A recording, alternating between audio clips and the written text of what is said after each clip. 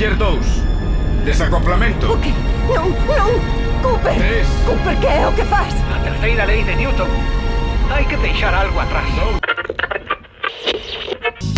Na Vía Láctea encontraremos un bonito lugar. Asombroso. A ciencia non coñece límites.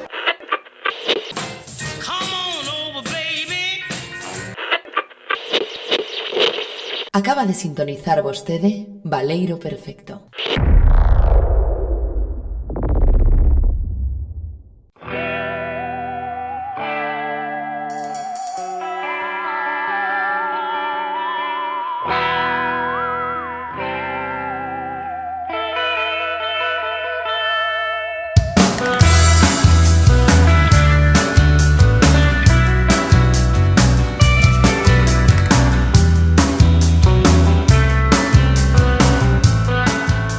Benvidos, benvidas a este novo Baleiro Perfecto, este espazo singular no que nos movemos nas ondas digitais grabando perdidas no Discord, atopadas logo nun router alleo, sabe Dios cal, para logo sair por uns altofalantes, por uns, concretamente ou polo menos nuns pequenos utensilios de Apple inalámbricos que me din e escoito voces na miña cabeza. Son as voces, como sempre, do equipo do Baleiro Perfecto ao completo. Como non, temos a Alba Rozas, compañeira. Que tal? Boa tarde, noite. Estás ben? Día. Estás con calor, empeza o verán, non sei se notaches na túa terra ou en Salam... No, estás aquí, non? No, Estás en Lalín hoxe chove, en Lalín hoxe casualmente chove. Pasei outro día pola túa terra, que saibas este dato, porque pasei por ela, pero eu collo xa, eu nunca entro na Lalín, esquivo un pouco la Lalín, non sei se isto é malo dicilo, pero eu collo a circunvalación entrando polo estadio de fútbol, bueno, o campo de fútbol, estadio igual é moito falar, entro polo campo de fútbol e xa tiro pa dereita, como cara a un colexo, así unha circunvalación, e acabo nun centro comercial, e xa me piro pa Palas. Isto é un dato que alguén o quere coñecer. Pois eu vivo cerquiña de por aí. Sí? Para que Sí. Eu ali nun cruce, non? Que leva a Quiroga, creo que, bueno, manda a Quiroga. Non, a Quiroga non, a Rodeiro, pode ser, non me acordo. Agora estou... Sí, pois eu vivo moi cerquiña dese cruce, pero non vou dicir nada máis, a ver se me... Vale, non, está perfecto. Algún día no Geo West de a que cheira papá, o mellor pode que salga a túa casa e xa veremos que pasa. Fora diso, tamén temos... Dime, Alba. Despois desta ameaza velada, xa podemos presentar... Non, ameaza, nós queremos ir a Lalín, se Lalín é un pueblo singular. Sí, a comer o cocido, sí. Temos tamén, por suposto, como non, a Guillermo Rodicio, un dos bosses de A que cheira papá, que patrocina este podcast, por suposto, e aquí o temos, Rodicio, compañeiro. Que patrocina, non como Apple, a pesar de que foi xa mencionado nesta sacrosanta casa. Steve Jobs patrocina todo, patrocina a miña vida. Seguramente tamén é obxeto de algún tipo de religión. Tamén. Que tal, amigo, compañeiro, como vai? Ben, moi ben. Aquí de verán en pantalóns cortos e sudadera, o típico verán de Coruña. Lo típico, é verdade, así é. Sí. Iso é unha moda que se fala pouco, de pantalón corto sudadeira, que é a miña moda, pero falase pouco dela, en realidade. Creo que... Eu creo que é parte da cultura galega, é parte da cultura galega. O sea, como sí, a definición do brao como... textil. Claro, a mí como que me meten moita presión con isto, pero eu digo, joder, é lóxico, non? Porque eu teño frío no peito, non nas pernas. Pa mí sí, vaya, pa mí sí. Temos tamén, por suposto, xa... Non sei se anda por aquí ou se algún día volverá. Temos as nosas dúbidas con isto, pero é o señor Pablo Pesado. Dende onde estás, compañeiro? Desde Barcelona, mais xa a piques de volver, No último Baleiro adiantaba que a mudanza estaba aí preto e agora estou a 2 días, por fin, tras un exilio de 7 anos. Pero cunha tese entregada. Entregada case acabada, ainda non depositada. Non sei que acontecerá antes. Mas en todo caso, neste programa, mentres non estea a falar, é bastante probable que estea regularizando facturas, falando coa caseira, en fin, ocupándome dos 1000 infernos que veñen antes. Devolverán, ti crees, tes fe en que devolvan a fianza do piso? Ou fixestes un plan, un tipo de Who, destruístes o piso? Vailles vale, senón quemolles a casa, así que veremos que sí. Eso sí con ameaza velada e non o de Alba, ves? Eu escoitará a devolución da miña fianza tamén, Tamén aproveito. Escoitará a túa caseira o Baleiro Perfecto, que opinas? En Ferrol, os caseiros tratámolos con man dura, como ten que ser, non cero velamentos. Probabilidade hai, non o sei. Non o sei, pero iso sí, graciñas a todo o mundo que nos escoita, como sempre, que además cada vez, sinceramente, sodes máis, iso é un dato obxectivo. Temos tamén, por último, que non menos importante, o derradeiro membro desta secta, a Darío NJ, a Darío MJ, compañeiro. Que tal? Boas tardes a todos. Empeza a túa época favorita, que é a época do verán. E digo favorita porque hai concertos. Entendo que te vou ver en plan de fanático de primeira fila, non? Ou como é? Pois a ver se deixan estar de pé, porque co tema esta da variante Delta, pero bueno, malo será.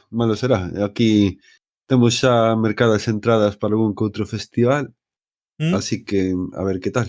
Niso estamos creo. Sempre imagino a Darío como o meme este do tipo facendo 1000 operacións matemáticas intentando cadrar todos os datas de festivais na súa mente no verán. 100% real. De feito, a semana que ven teño 3 concertos, ou seja, que con iso xa che digo todo.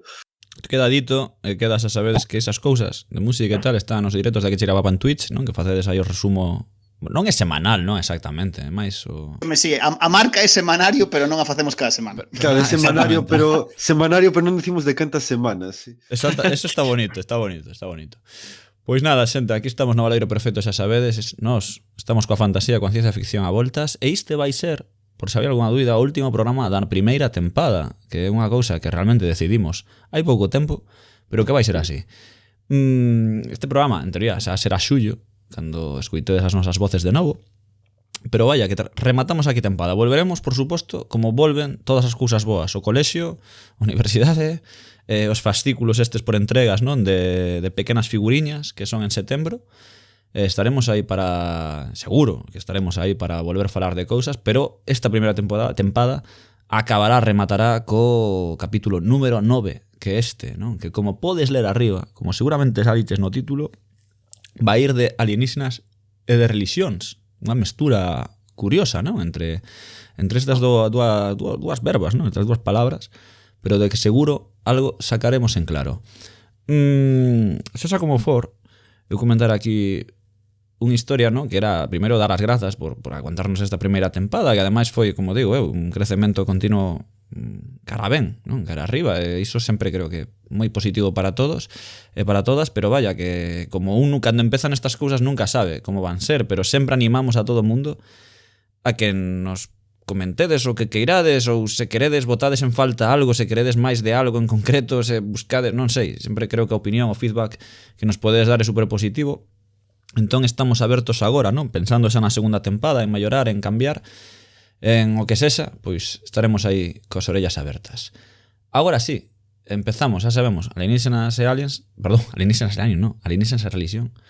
Policías polis. Policías polis. Este vai ser un programa Policías polis algún día, pero nós empezamos coa nosa primeira vez, non? Por vez primeira, que o que temos que falar e nada, vou preguntar xa directamente, Alba, ti lembras cando é a primeira vez que mesturaches na túa cabeza un pouco de aliens e un pouco de religión? Lembras algunha historia?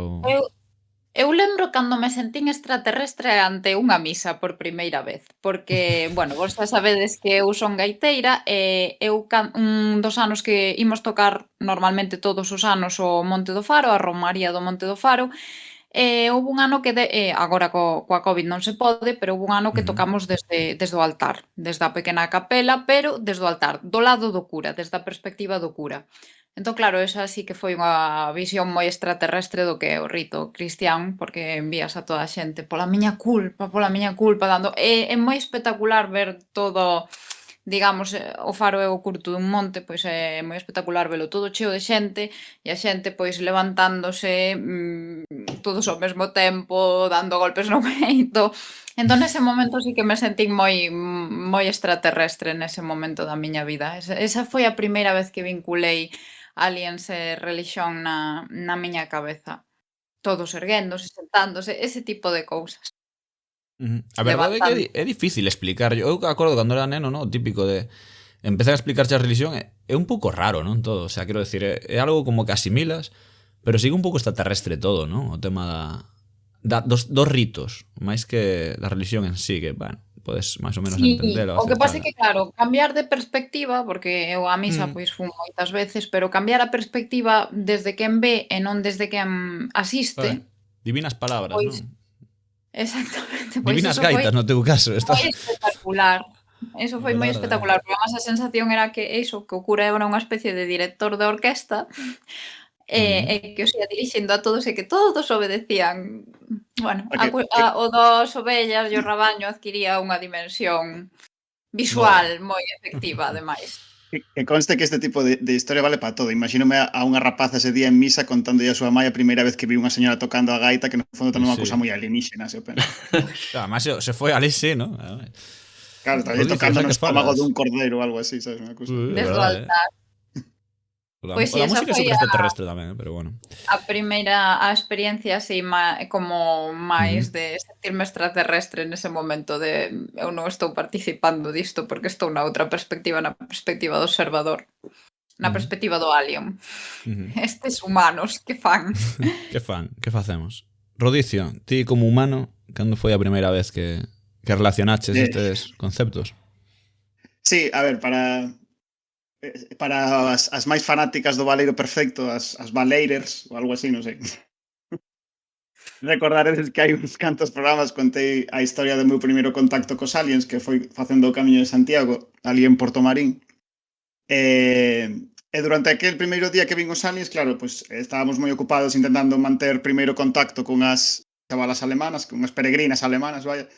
E non preguntamos tanto sobre os alienígenas, pero o día seguinte, como ese día dormimos en Porto Marín, pues falamos un pouco coa xente, preguntando se eles viran os alienígenas, sí, toda a vila vira os alienígenas porque polo visto foran porta por porta, vestidos de traxe, intentando convencerlles dunha movida relixiosa. Non vou dicir testigos de Xehová, porque non supoño que non eran estritamente testigos de Xehová, pero algún tipo de subtrama dese asunto.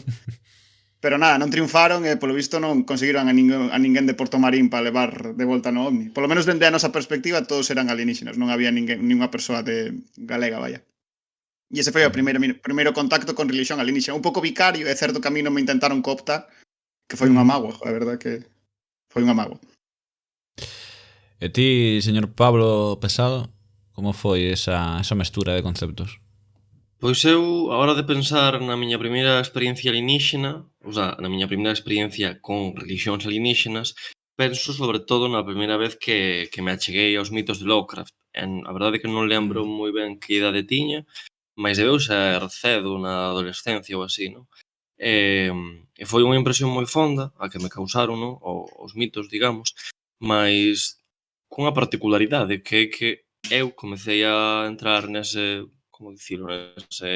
inventario textual, se queremos, non a través de Lovecraft, senón a través dun contiño de Frank Belknap Long, un dos discípulos de Lovecraft, non sei se sabedes, pero Lovecraft tiña varios continuadores, varias persoas que se reunían con ele, que continuaban o universo que estaba a formar, non?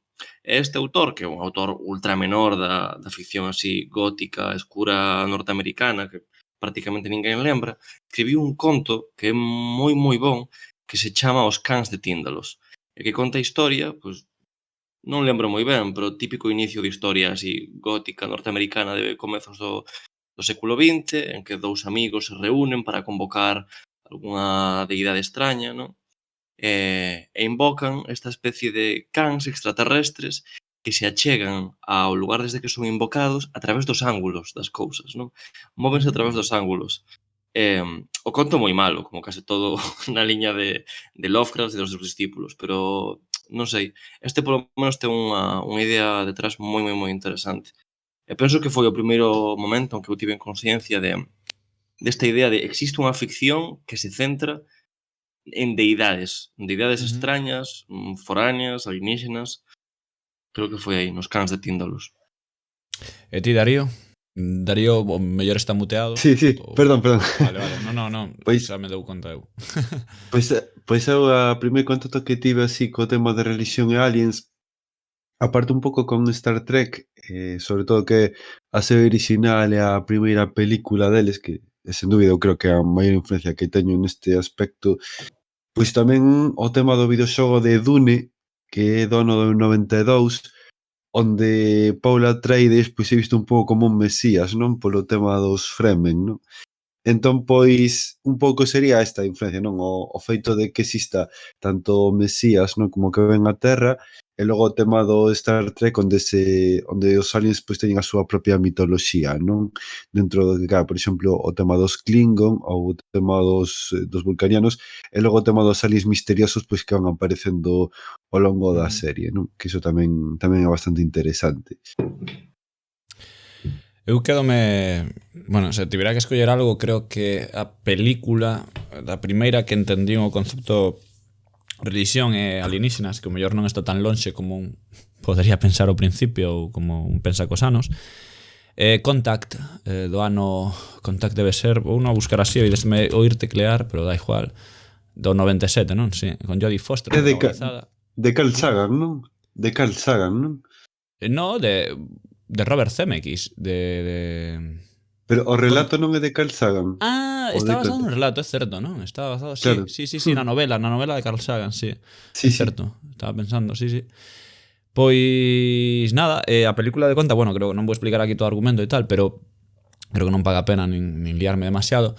Pero vaya, recomendada, con Jodie Foster, Matthew McConaughey e tal. E aí a película é brutalmente religiosa, non? En moitos dos aspectos que mosa, de como nos relacionaríamos con tal. Incluso hai un momento en que cal debe ser unha parte brutal da película era cando seleccionaban quen ia viaxar, non? Ao encontro dos extraterrestres ou algo así.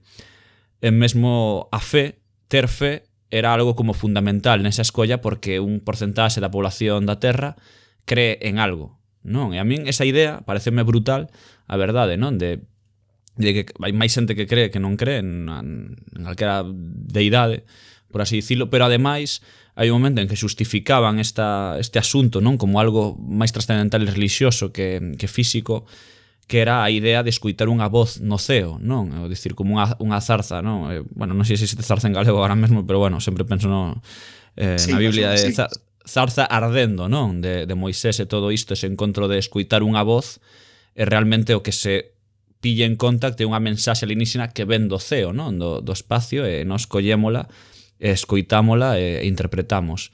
Que quizás non exista algo máis religioso ou máis narrado na Biblia ou máis narrado nos encontros divinos que isto, non? A palabra dun ser extracorpóreo, dun ser que non conseguimos atopar.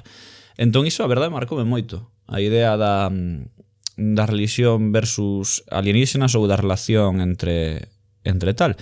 E pareceume super interesante a visión que tiña, non? E de que no fondo o SETI, non? O Observatorio de Arecibo, non? Que está en Puerto Rico.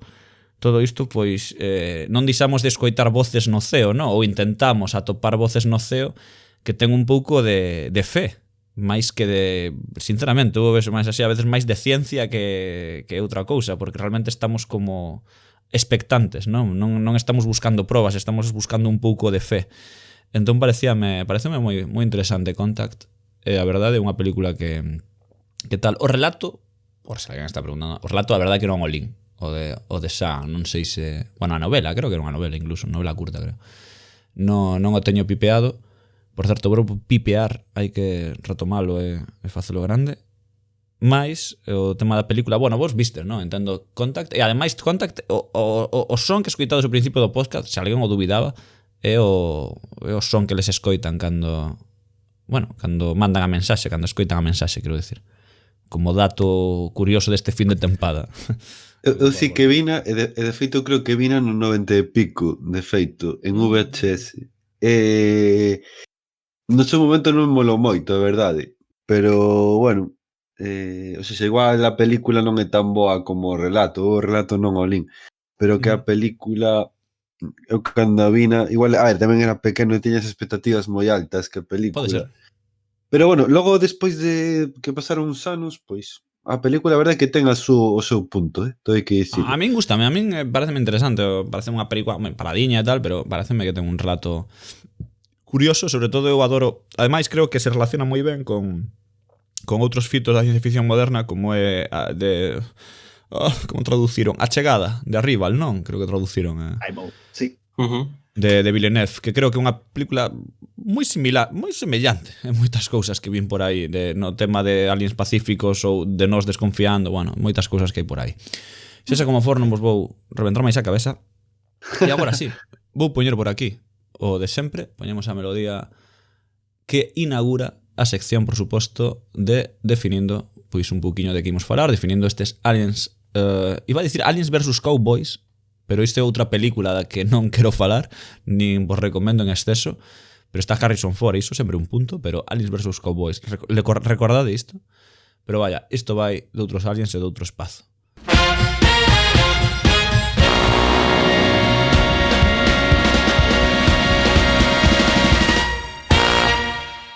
Ok, pois imos aló, imos descubrir un pouco, entón creo que o primeiramente, non, como dirán por aquí, empecemos pola cabeza, empecemos con Alba Rozas para explicarnos un pouquiño mellor, pois aportar unha definición do que é unha religión, non? Eu creo que paga a pena antes de meternos en faena, porque evidentemente todos creemos o que é unha religión, todos entendemos o que son os aliens, estes conceptos máis ou menos creo que todos hai unha idea na cabeza, pero aínda así creo que paga a pena que Alba pois afunde un pouco nesas tradicións, nese episteme, nesas cousas, non, Alba? Sí, o primeiro que teño que dicir, como me apuntou o señor Rodicio antes de comezar, é que a definición vai ser provisional e moitas veces tamén é difícil de diferenciar entre religión, dereito, política, é dicir, onde remata o ontolóxico e onde comeza a parte práctica, non? Pero está ben, xa que falamos de religións alienígenas, está ben falar do que imos entender por religión, polo menos no que atinxe o podcast. Entón, creo que podemos entender por religión un sistema de ideas que atinxen ao sobrenatural, que teñen que ver coa divindade, e que chega a adquirir a categoría de sagrado ou divino. Pois iso. E estas ideas ou crenzas repercuten nos códigos culturais xerando determinadas cosmovisións que se traducen en comportamentos ou prácticas rituais, que poden ser sermóns, gabanzas, a unha ou varias deidades, sacrificios, festivais, misas, etc. etc. Estas prácticas rituais implican determinados valores, as prácticas rituais, estas crenzas, esta cosmovisión, e teñen que ver con institucións, con textos, con lugares ou mesmo con organizacións. Eu creo que esa pode ser unha definición xeral que nos permita, pois, avanzar no que entendemos por religións alienígenas.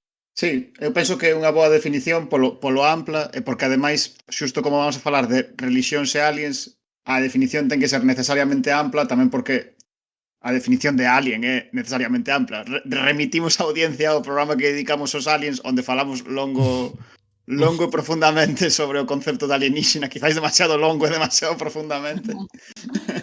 Nunca demasiado longo nin demasiado profundo. Pero vaya que... Hostia, totalmente inesperado. Pero vaya, sí, que a definición de religión, bueno, digo, eso, que a definición de religión que propón Alba como simplemente un pouco asociada máis quizás ao concepto de rito, o concepto de unha especie de prácticas ritualizadas, penso que é positiva, o sea, que penso que nos pode resultar rendible, porque ao final, como vas a falar tamén de aliens, que por definición son cosas que non sempre acabas de comprender, o que podemos entender por a súa religión non ten por que ser estrictamente o que nos, dentro das nosas culturas humanas, ten por que ser religioso, non? Pero bueno, sí, quizáis o ontolóxico sea como un pouco o que está como paraugas de por riba de todo isto, non? Eu para min é que son dos termos son moi semellantes, de verdade, religión e alienígenas no fondo, porque sí, eu ia dicir iso, de feito. Non vos vou preguntar se sodes crentes ou se tendes fe en algunha religión ou en algunha deidade, non? Iso cada un entra na súa personalidade. Eu non estou bautizado, Pois, entón ti estás no inferno, amigo. Ten que lanzar ese puto dado. Claro, é para facer o meme, que di Rodicio que sempre teño que dicilo. Eu si podo dicilo, cada un dirá se quere ou non sei que, pero eu son agnóstico, por exemplo, non? Agnóstico no sentido de creo que é imposible, non? No fondo, demostrarse hai un deus e non hai, ou incluso é banal definilo como tal, no final danos un pouco igual. Pero creo que cos aliens pasa algo similar. Creo que decir, hai unha fe en pensar que ten que haber alienígenas nalgún lado do mundo, e falo de calquera forma de vida, non? Como alien, e ao mesmo tempo non deixa de ser un acto de fe, de creencia na ciencia, nese sentido de estatística, pero non o temos. Igual que tampouco podemos non realmente desmontar ou non a existencia divina, non? Dun ser que todo este apañado e ben apañado.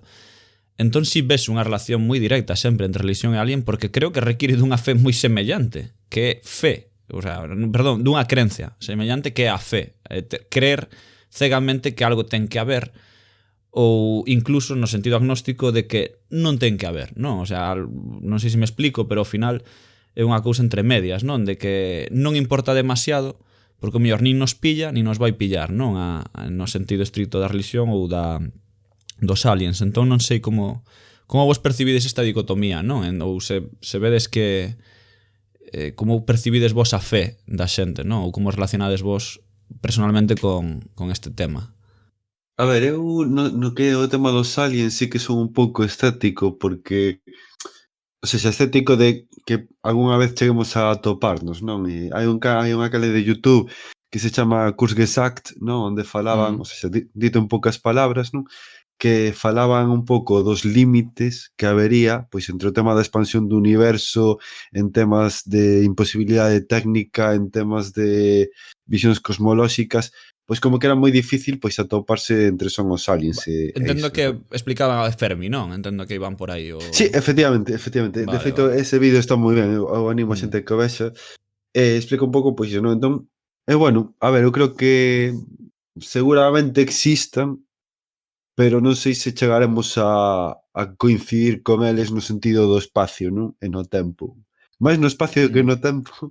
Máis no tempo que no espazo, máis ben, que creo pode que é máis ser importante no noso ou no espacio tempo, non? O que exactamente. Podería falar. Para alguén que non, como non quero, perdón, como dixemos o de Fermi, como non quero, porque creo que Fermi daría para 3 monográficos, non, sobre o paradoxo de Fermi, que é super chulo, e ademais chegou a ser, non? Creo que estaba barallado como nome, non, do programa, non sei se vos lembrades, creo que estaba por aí. Eu recomendo sempre o vídeo que distí está genial, creo que hai algún máis así en internet que explica ben, pero tamén tendes en El País, en Verne, que se apechou, pero siguen os artigos aí, tendes un artículo moi chulo, originalmente escrito por Tim Urban, que se chamase, perdón, la paradoja de Fermi, donde está todo el mundo. É bastante gráfico e bastante bonito para entender. Boísimo. Super bonito, eu creo un típico artigo bonito de entender así un pouco que vos mole a astronomía ou vos mole un pouco de hai aliens, non hai aliens e que pasa con nós no mundo. É moi chulo, está moi ben explicado o tema das civilizacións, do tempo, do espazo, de por que non dimos con ninguén ou porque o mellor é un tema complexo, pero vaya, que está moi ben aquí. Repito, para la paradoja de Fermi, donde está todo el mundo? Buscades por aí, ademais está moi ben explicado. Entón, nada, dito isto, Pablo, creo que ti querías propoñer, non, unha especie de clasificación do que podemos mesturar xa aliens con religión ou como entendela entre estes dous elementos. Exactamente. Estiven así dándolle voltas, facendo unhas cantas operacións mentais para ver como podíamos clasificar a ficción sobre religións alienígenas, digamos, non? Que é unha cousa pois, bastante recente, digamos, do século XX, con algúns precedentes, ao cabo desde que comezamos a pensar en alienígenas. Pensei nunha tipoloxía elaborada en función de quen adora quen, non? Habería, por exemplo, 5 casos potenciais, por exemplo, humanos adoran aliens, aliens adoran aliens, sí? Non, perdinte un momento, pero nada, estás connosco. Volvo a comenzar? Non te preocupes, entendouse ben. Vale. Pois os casos serían aliens adoran aliens, aliens adoran deidades, perdoade que está rota. Humanos adoran aliens. Está mal o documento e fume do sitio. Temos a aliens intervindo aquí. Non somos alumnos da ESO, non timos crucificar por este momento. Non hai ningún problema. Como está repetida a clasificación nas dúas partes, estaba vendo que non era. Vale, volvo a comezar. Non te preocupes. Ben, pois a clasificación que propoño agruparía 5 posibilidades. 3 que son as máis típicas e 2 potenciais. Aliens adoran aliens, aliens adoran deidades. Non, é que alguén borrou a metade do meu texto. Tío, estou non vendo eu perfectamente. A ver, as categorías que propón Pablo son humanos adoran aliens, aliens adoran aliens, aliens adoran deidades. Adoran deidades, non? Vale, xa está. É que non sei por que... Vale, estamos saltando o texto, perdoade. Volvo a comezar, agora sí. Perdoade. Gústame isto porque, perdón, Pablo, porque isto no Baleiro Perfecto ten como todo o sentido do mundo, non? De unha repetición perfecta de momentos, non? De case puteo ao 20, non? De que entenda que isto é unha realidade alterna a do mundo. Telo localizado? Sí. Ahora sí, ahora sí. Dámoslle. Ben, pois a clasificación que propoño consistiría de 5 posibilidades, 3 típicas e 2 menos comuns. Serían aliens adoran aliens, aliens adoran deidades, humanos adoran aliens, e estas 2 menos comuns, das que falaremos tamén, que serían que os aliens adoran humanos ou que mesmo hai humanos que adoran deidades humanas, mas noutro planeta, e que de alguma maneira son aliens, non? E vou dar algúns datos, algunha información sobre cada unha, exemplos posibles.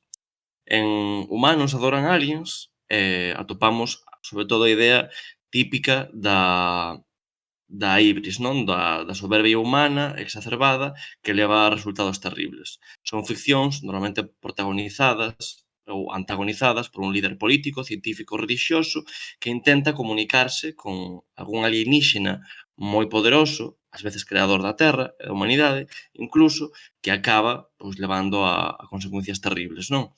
Un exemplo moi potente dos últimos anos é Bloodborne, o videoxogo de From Software, de inspiración Lovecraftiana. Volverei sobre Lovecraft varias veces neste programa, que exemplifica moi ben isto, non? Pois unha lideranza relixiosa tenta contactar cos alienígenas para iluminarse, para ascender, e acaba, pois, deforme, monstruosa, cando non morta ou mesmo extinta, non? Moitas veces nesta ficción acaba aparecendo o racismo, especialmente cando os adoradores de aliens non son toda humanidade, senón un sector concreto. É o caso da chamada de Cthulhu, un dos exemplos máis fortes de religión alienígena, o texto de Lovecraft, un dos máis coñecidos, en que só as persoas racializadas son as que adoran a deidade. É, de feito, un texto coñecido como un dos exemplos máis racistas da ciencia ficción contemporánea, e ten moito a ver con esta idea de que só as persoas que non pertencen a Europa son incivilizadas, aínda creen en deuses distintos a cristián, ese tipo de cousas. Outros exemplos posibles sobre os que quizáis poidamos entrar despois serían Evangelion ou Prometheus. Desta categoría, por apuntarse unha idea, creo que é interesante apuntar desta categoría que creo que da que se poden dar exemplos máis antigos dentro do que é a fantasía e ciencia ficción, precisamente polo que comentaba Pablo de que entronca un pouco coa idea do descubrimento do mundo, da idea de que en realidad as outras sociedades teñen as súas propias religións e para nós esas religións son como se fosen alienígenas e entón eses deuses é como se fosen alienígenas, non? En esa idea do descubrimento e análise de outras sociedades está un pouco a semente desta idea de que todos os deuses son alienígenas ou de alguma maneira son alienígenas para nós e en realidad os nosos deuses tamén poden ser alienígenas, non? Sí, de feito é unha trama moi típica da ciencia ficción contemporánea, non?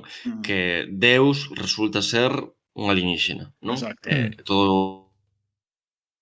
Pero sobre todo porque ten base científica, non? Que quero decir, o sea, todo vira aquí como un tolo, non? Pero isto está como que a ver, Carlos, a ver, intenta. No, claro, no.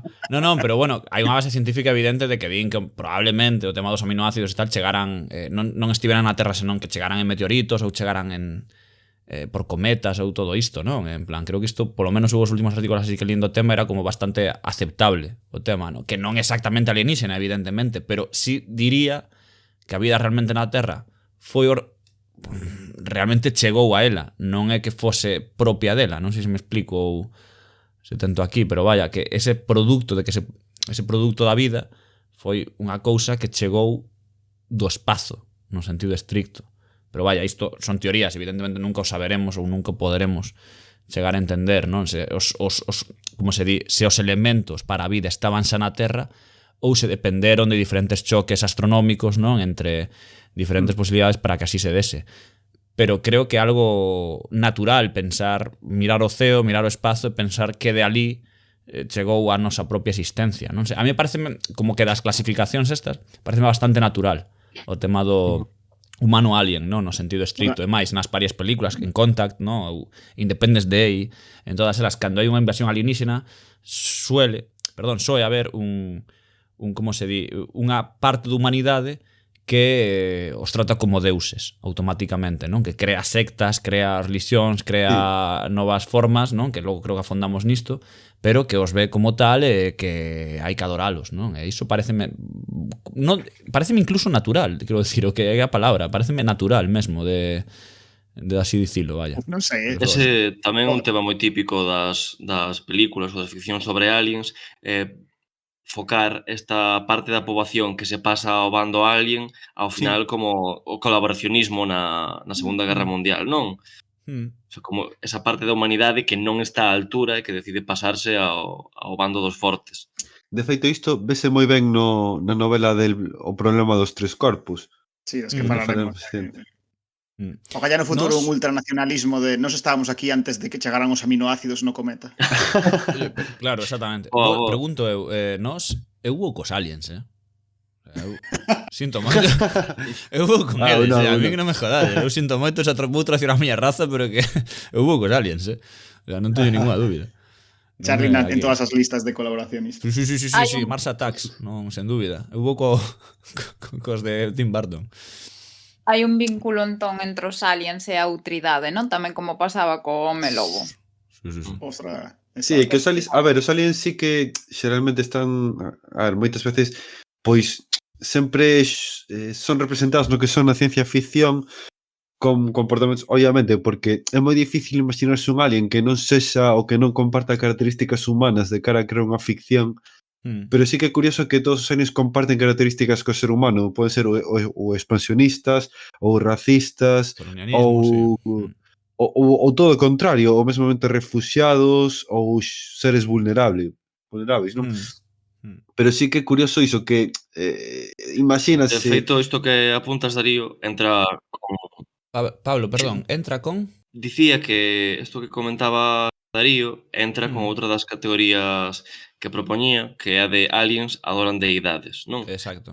Darío facía referencia pois, a esta representación do imperialismo, do expansionismo humano evocado cos alienígenas, e nas ficcións en que os aliens tiñan as súas propias deidades, ao final o foco está posto non tanto nesas deidades, senón na propia sociedade, nos seus mitos, nos seus costumes.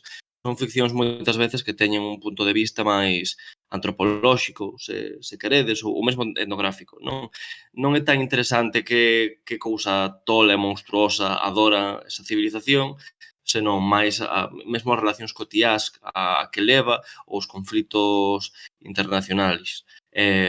Exemplos de tipo de ficción, eu penso que serían os máis coñecidos, incluso, da ciencia ficción mundial. Por exemplo, Star Wars, Star Trek, Mass Effect, Guardians da Galaxia, todo ficcións que se centran nunha sociedade estelar, digamos, non tanto na vida nun planeta, senón como moi distintos planetas pois teñen relacións entre sí, forman alianzas, conflitos...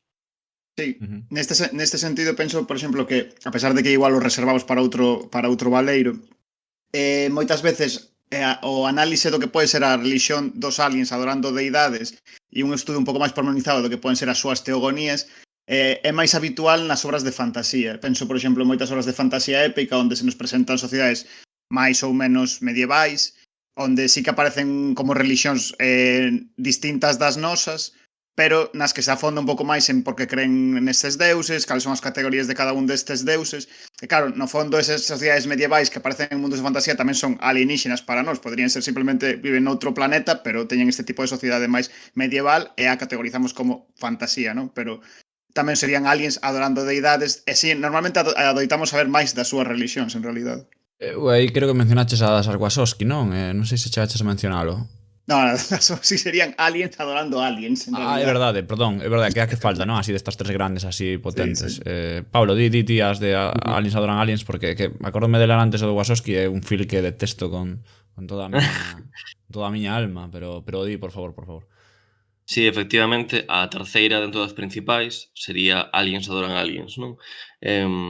Eu penso que de todas as que vou propor, a máis radical, a máis contemporánea, igual a máis underground incluso, non? É a que estableceu realmente Lovecraft no seu momento, e prácticamente toda a ficción que seguiu ese camiño é Lovecraftiana, e hoxe entendémola como Lovecraftiana, con algunhas excepcións que tamén o son, mas que ficaría noutra clasificación. Falei de Bloodborne, por exemplo, en que Miyazaki inspírase tamén nos nos mitos do autor de Providence, mas, en fin, casi todo entraría aquí. Penso, por exemplo, na Sombra de Innsmouth, un dos contos máis coñecidos de Lovecraft, en que a trama vira alrededor dunha localidade costeira en que o que parecen humanos acaban sendo realmente pois unha sorte de alienígenas que se chaman os abisais, que é a traducción galego-portugués de Deep Ones, que adoran un deus propio que se chama Dagon ou Dagon. É interesante porque penso que por primeira vez, ou nunha das primeiras veces no século XX, a humanidade intervén pouco aquí. Son criaturas que veñen de outro lugar adorando unha deidade que existe, que é de carne e oso, se credes, máis que é alienígena. Outros exemplos posibles serían Final Fantasy VI, sobre que igual volvo un pouco despois, porque fai un par de cousas interesantes neste sentido, non? Mas a diferencia principal entre aliens adoran aliens e aliens adoran deidades, diría eu, é que nesta que estamos a falar agora, o foco ontolóxico está posto no alien Deus, non? Nas súas características, no imposible de comprender que é para a mente humana. Estas deidades tipo Nyarlathotep, que son burbullas aboiando no medio do espazo, non? Non importa tanto o culto, senón aquilo que se cultúa, digamos, non? Sí, quizáis menos radical e tamén menos interesante a que comentaba precisamente Carlos, non? A de Júpiter's Ascendant das Wachowski, onde collen un pouco a idea en realidad de si son aliens adorando aliens, pero como que adoran unha especie de familias nobres de alienígenas, que sí, pues son xente que ven de outros planetas, e que en realidad son retazos como de dereito dos reis medievais, non? Que como que se adoran pola súa liña xenealóxica, aínda que é verdade que teñen algúns poderes bastante chorras. Creo que o de Mila Kunis é como que as abellas as recoñecen ou algunha cousa así. Que as recoñecen como que as saúdan pola rúa, non? Sí, como que as saúdan como raíñas. É unha cousa ridícula de todo punto. Vaya. Tamén pode ser o caso de Dune, non? As casas estas en as que está dividida a sociedade, casas nobles que van colonizar o planeta, non? De Arrakis. Ali polo trae de ser un pouco pois como o Mesías de Dune, non? Sí, tamén pasa que Dune en realidade case sería aliens adoran deidades, non? Un pouco como que dixemos antes. Precisamente por eso Dune está como sempre, ou creo eu, moitas clasificacións como a medio camiño entre a fantasía e a ciencia ficción, como ten un peso forte a teogonía, tendemos a clasificala máis como se fose unha especie de fantasía por este tipo de tropos, vaya. Non porque... O caso de Star Wars tamén está máis preto da fantasía que a ciencia ficción. Pero sí, precisamente, non? A Forza creo que é o gran exemplo, non? De fe ou de crenza nalgo superior que les chaman milicrolianos a nivel ciencia, pero que logo está a Forza en sí, que une todos os elementos, non? E toda esta carallada, que non é outra cousa que algo inmaterial e que non se pode realmente contar, non? Como aquí, non? En Dragon Ball ou nas filosofías orientais, sí. Sí, evidentemente herdado ademais dice todo, non? Do chakra, do Yi e do Yang, non? Quero dicir, Star Wars é totalmente unha ficción samurai case ás veces, non? De todo isto, non? Pero vaya, que sí que se nota aí, sí. De feito, unha cousa interesante de Star Wars, eu non o coñezo moito en xeral o universo, pero como ten un universo tan expandido, con tantas representacións distintas, mesmo con fanfiction, en función do autor ou da autora que faga cada produto, vai facer máis ou menos énfase en se a forza é unha religión, se é ciencia,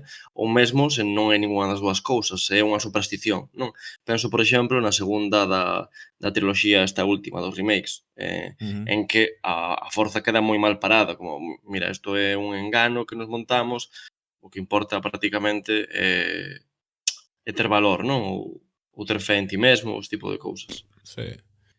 É que a forza en Star Wars está mal medida, eu creo, en todo. O sea, nunca queda moi claro que podes e que non podes facer. É a típica maxia trampa, non? Creo que en algún capítulo... Perdón, Alba? É o Deus Ex Machina. Sí, é que totalmente. Por desgracia funciona un pouco así en Star Wars, o tema da forza, de que todo vale, todo tal. Creo que se hai un problema real en Star Wars, un deles, vaya, na franquía, unas novelas e tal, é realmente que nunca sabemos o público que podes ou que non podes facer coa forza, porque podes dende mover un sable de luz coa cabeza, coa mente, e tamén podes volar polo espazo como sobrevivir a un accidente espacial facilmente voando, non? Como Leia na... Isto é un pedazo de spoiler, pero da igual. Estamos a gusto xa. Non sei. Eu antes de afondar no pozo, quería tamén falar do caso do quinto elemento, que podría ser tamén un pouco da religión esta de, non, como o arma este secreta contra o mal, non? Sí, eu creo que Que custodian os monxes de feito. Que custodian os monxes de feito, ou seja, máis religioso imposible. Sí, totalmente. Este caso do quinto elemento, Darío, non sei como vestí, mas podería entrar noutra destas clasificacións, a de humanos adoran deidades humanas noutro planeta, non? Sí. É dicir, hai unha sociedade humana, mas nun contexto distinto, que ten as súas propias deidades. Eu pensaba, por exemplo, no caso de Lord of Light, de Robert Zelazny, non sei se coñecedes, foi un clásico da ciencia ficción no seu momento, mas penso que hoxe non o coñece moita xente. En fin, é unha sociedade humana noutro planeta que ten algún tipo de religión de corte hinduista, budista, e ven a ser un pouco mesmo que o quinto elemento. Non sei como vestir, Darío. Pois eu creo que pode ser. De feito, o tema de... Bueno, non sei se incluía humano, porque non se deixa claro se é humana ou non, o que é a Lilo, non? Creo que se chama a rapaza. Non é humana. Claro, porque está como custodiada por uns alienígenas, non? Entón non sei até que punto é humana e tal, pero bueno, sí que coincido con Pablo, pois nas características que poden ser así do estilo. Aparte que, bueno, o quinto elemento unha fumada un pouco grande, notase bastante influencia de Moebius tamén. Moitísimo, sí. Bueno, pero é un peliculón, a mí me encanta. Sí, bueno, peliculón. A ver, pero tampouco parece un peliculón, esa mítica película divertida, entón. Claro, o sea, dentro... Quero decir, que... O sea, que todos os efectos especiais e tal, sí que son dos mellores. Claro, que non sei se a veces vexo moita broza ou tal, pero a mí me parece unha película moi asequible, sobre todo co presuposto que plantexamos, incluso mesmo feito en Europa, Francia e tal. Parece unha película super interesante, no? Creo que hai moitos detalliños que plantean aí, son bastante originais na ciencia ficción que plantexa. Creo que chegou a ser a película europea máis cara da historia. Non sei se estou no certo ou non. Segurísimo. Creo moi genial, e Bruce Willis está genial, e Mila Jovovich, non, que empezaba, bueno, non empezaba, pero realmente foi un dos papéis así máis contundentes que tivo daquele momento, está, e por suposto está o genial, o malo, non me sabe o nome, joder, o que é o comisario Gordon, Batman, digo, tamén é Drácula de Bram Stoker, Gary Oldman. Gary Oldman, que está genial nese papel absolutamente histriónico, non? De tal, a mí me parece unha película super interesante, o que ti comentas, moi mesturada coa religión e a crenza da salvación, ademais, neste caso, non? Case xa non digo... Mesturan varias cousas aí, non? A salvación, o apocalipse, ou a destrucción... A ver, é que realmente en todas as películas de alienígenas sempre hai algo de religión. En isto coincidiríamos todos, imagino. Sí, hai fe. Pois nada, imos... Só por apuntar, dentro desta categoría que comentaba Pablo, como sempre son o friki que está intentando falar de fantasía nos programas de ciencia ficción, parecíame gracioso pensar na obra de American Gods de Neil Gaiman, onde no fondo, claro, como que os diferentes continentes dentro do planeta funcionarían un pouco como se fosen diferentes planetas, e todas as antigas religións europeas ou africanas ou incluso asiáticas dentro de América como que aparecen renacidas e revisitadas, os deuses non son exactamente os mesmos os que adoran, o sea, os deuses nórdicos adorados polos emigrantes europeos en América serían como se fosen religións alienígenas un pouco revisitadas e recontextualizadas, non? Funcionaría un pouco así. Perdón, pasa un pouco en Marvel, non? O mellor noutro nivel de complexidade, pero Loki, Thor, Odín son personaxes que existen e que eles mesmos a veces fan como unha metalinguaxe de para vos somos deuses, non? O sea, eles recoñecen que Asgard, que é o mundo onde eles viven o planeta, viven... Eles son canónicamente alienígenas, diría eu. É dicir, sí. Asgard é outra parte Marvel, do... sí, claro, Marvel sí, por suposto, sí.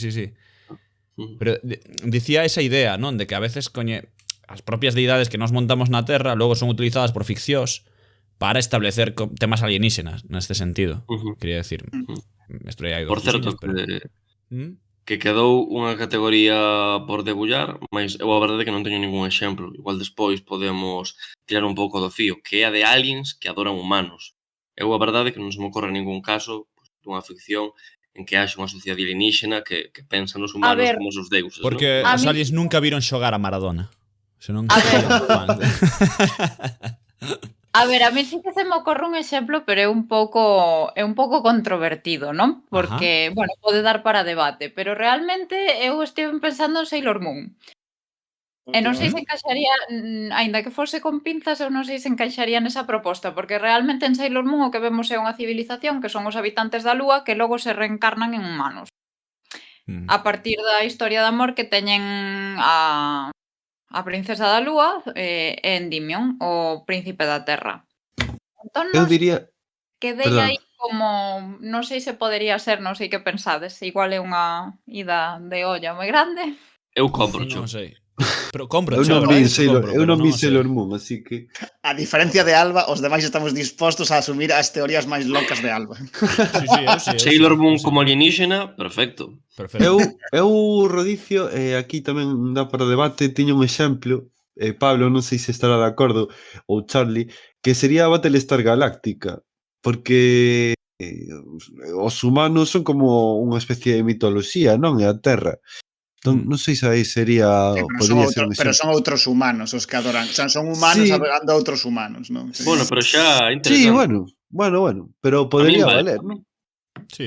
É pedestre, pero bueno. Sendo un caso tan difícil de atopar, a min váleme polvo como animal de compañía, No, a ver, non sei ata que punto o podemos considerar adoración, pero sí que é certo que ela que se enamora do príncipe da Terra, bueno, refírome a Sailor Moon, que se enamora do príncipe da Terra, que ao final pois que sacrifica todo e esta idea do amor romántico tan boa que nos inculcaron.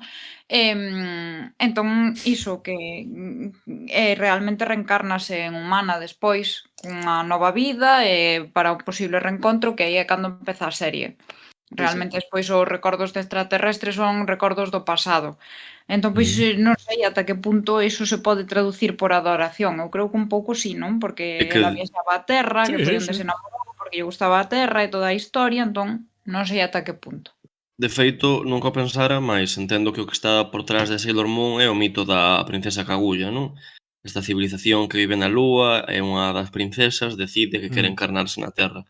Hai unha peli bastante pouco coñecida do estudo Ghibli, moi bonita, que é maravillosa. Non tivo moito suceso no seu momento, mas é moi boa. É unha representación que conxunta ao mesmo tempo ao folclore, a cultura fantástica tradicional xaponesa coa ficción de alienígenas. De feito, o conto da princesa Kaguya adoita ser referido como a primeira ficción de alienígenas feita por humanos, digamos, non?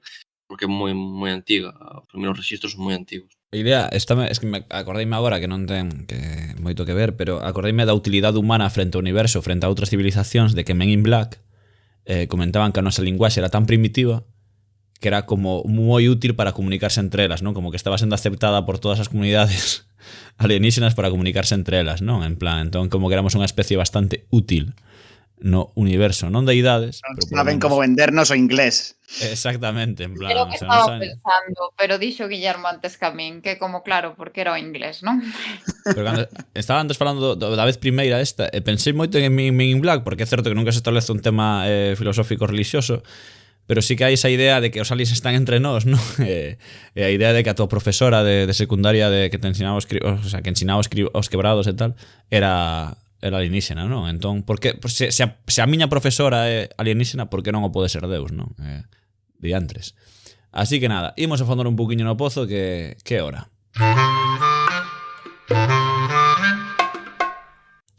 E imos a fondar no pozo. Eu quería empezar, falando, que teño aquí o micro aberto, por que non? Falar de que evidentemente para min se establece un sistema, quero dicir, a religión é claramente humana, ningún outro ser vivo que nos coñecemos neste planeta elaborou unha crenza religiosa, non? Entón, evidentemente ten un factor antropolóxico único e bestial para crear as nosas cousas. Para min, isto digo a nivel persoal, ainda que máis ou menos que moita xente tamén o cree, a religión nace do medo á morte, algo case básico para explicar un factor que nos temos aí, o psicolóxico, mental, físico, como queramos extrapolar a calquera momento, pero realmente é unha explicación para o que está por vir, non? Fora diso, sí que me parece a veces na ficción unha limitación bestial, non? O tema de pensar que unha civilización exterior vai ter unha crenza non? Ou que simplemente entenden o termo crer ou o termo fe, non? Como se fose algo indispensable para a súa evolución. Eu sempre pensei que todo o contrario mesmo, non? Probablemente as especies máis desenvoltas, se hai algunha no universo, deixarían atrás estes conceptos, se ven por non dar explicación ou ven por dar a explicación e que non hai, non? Non sei.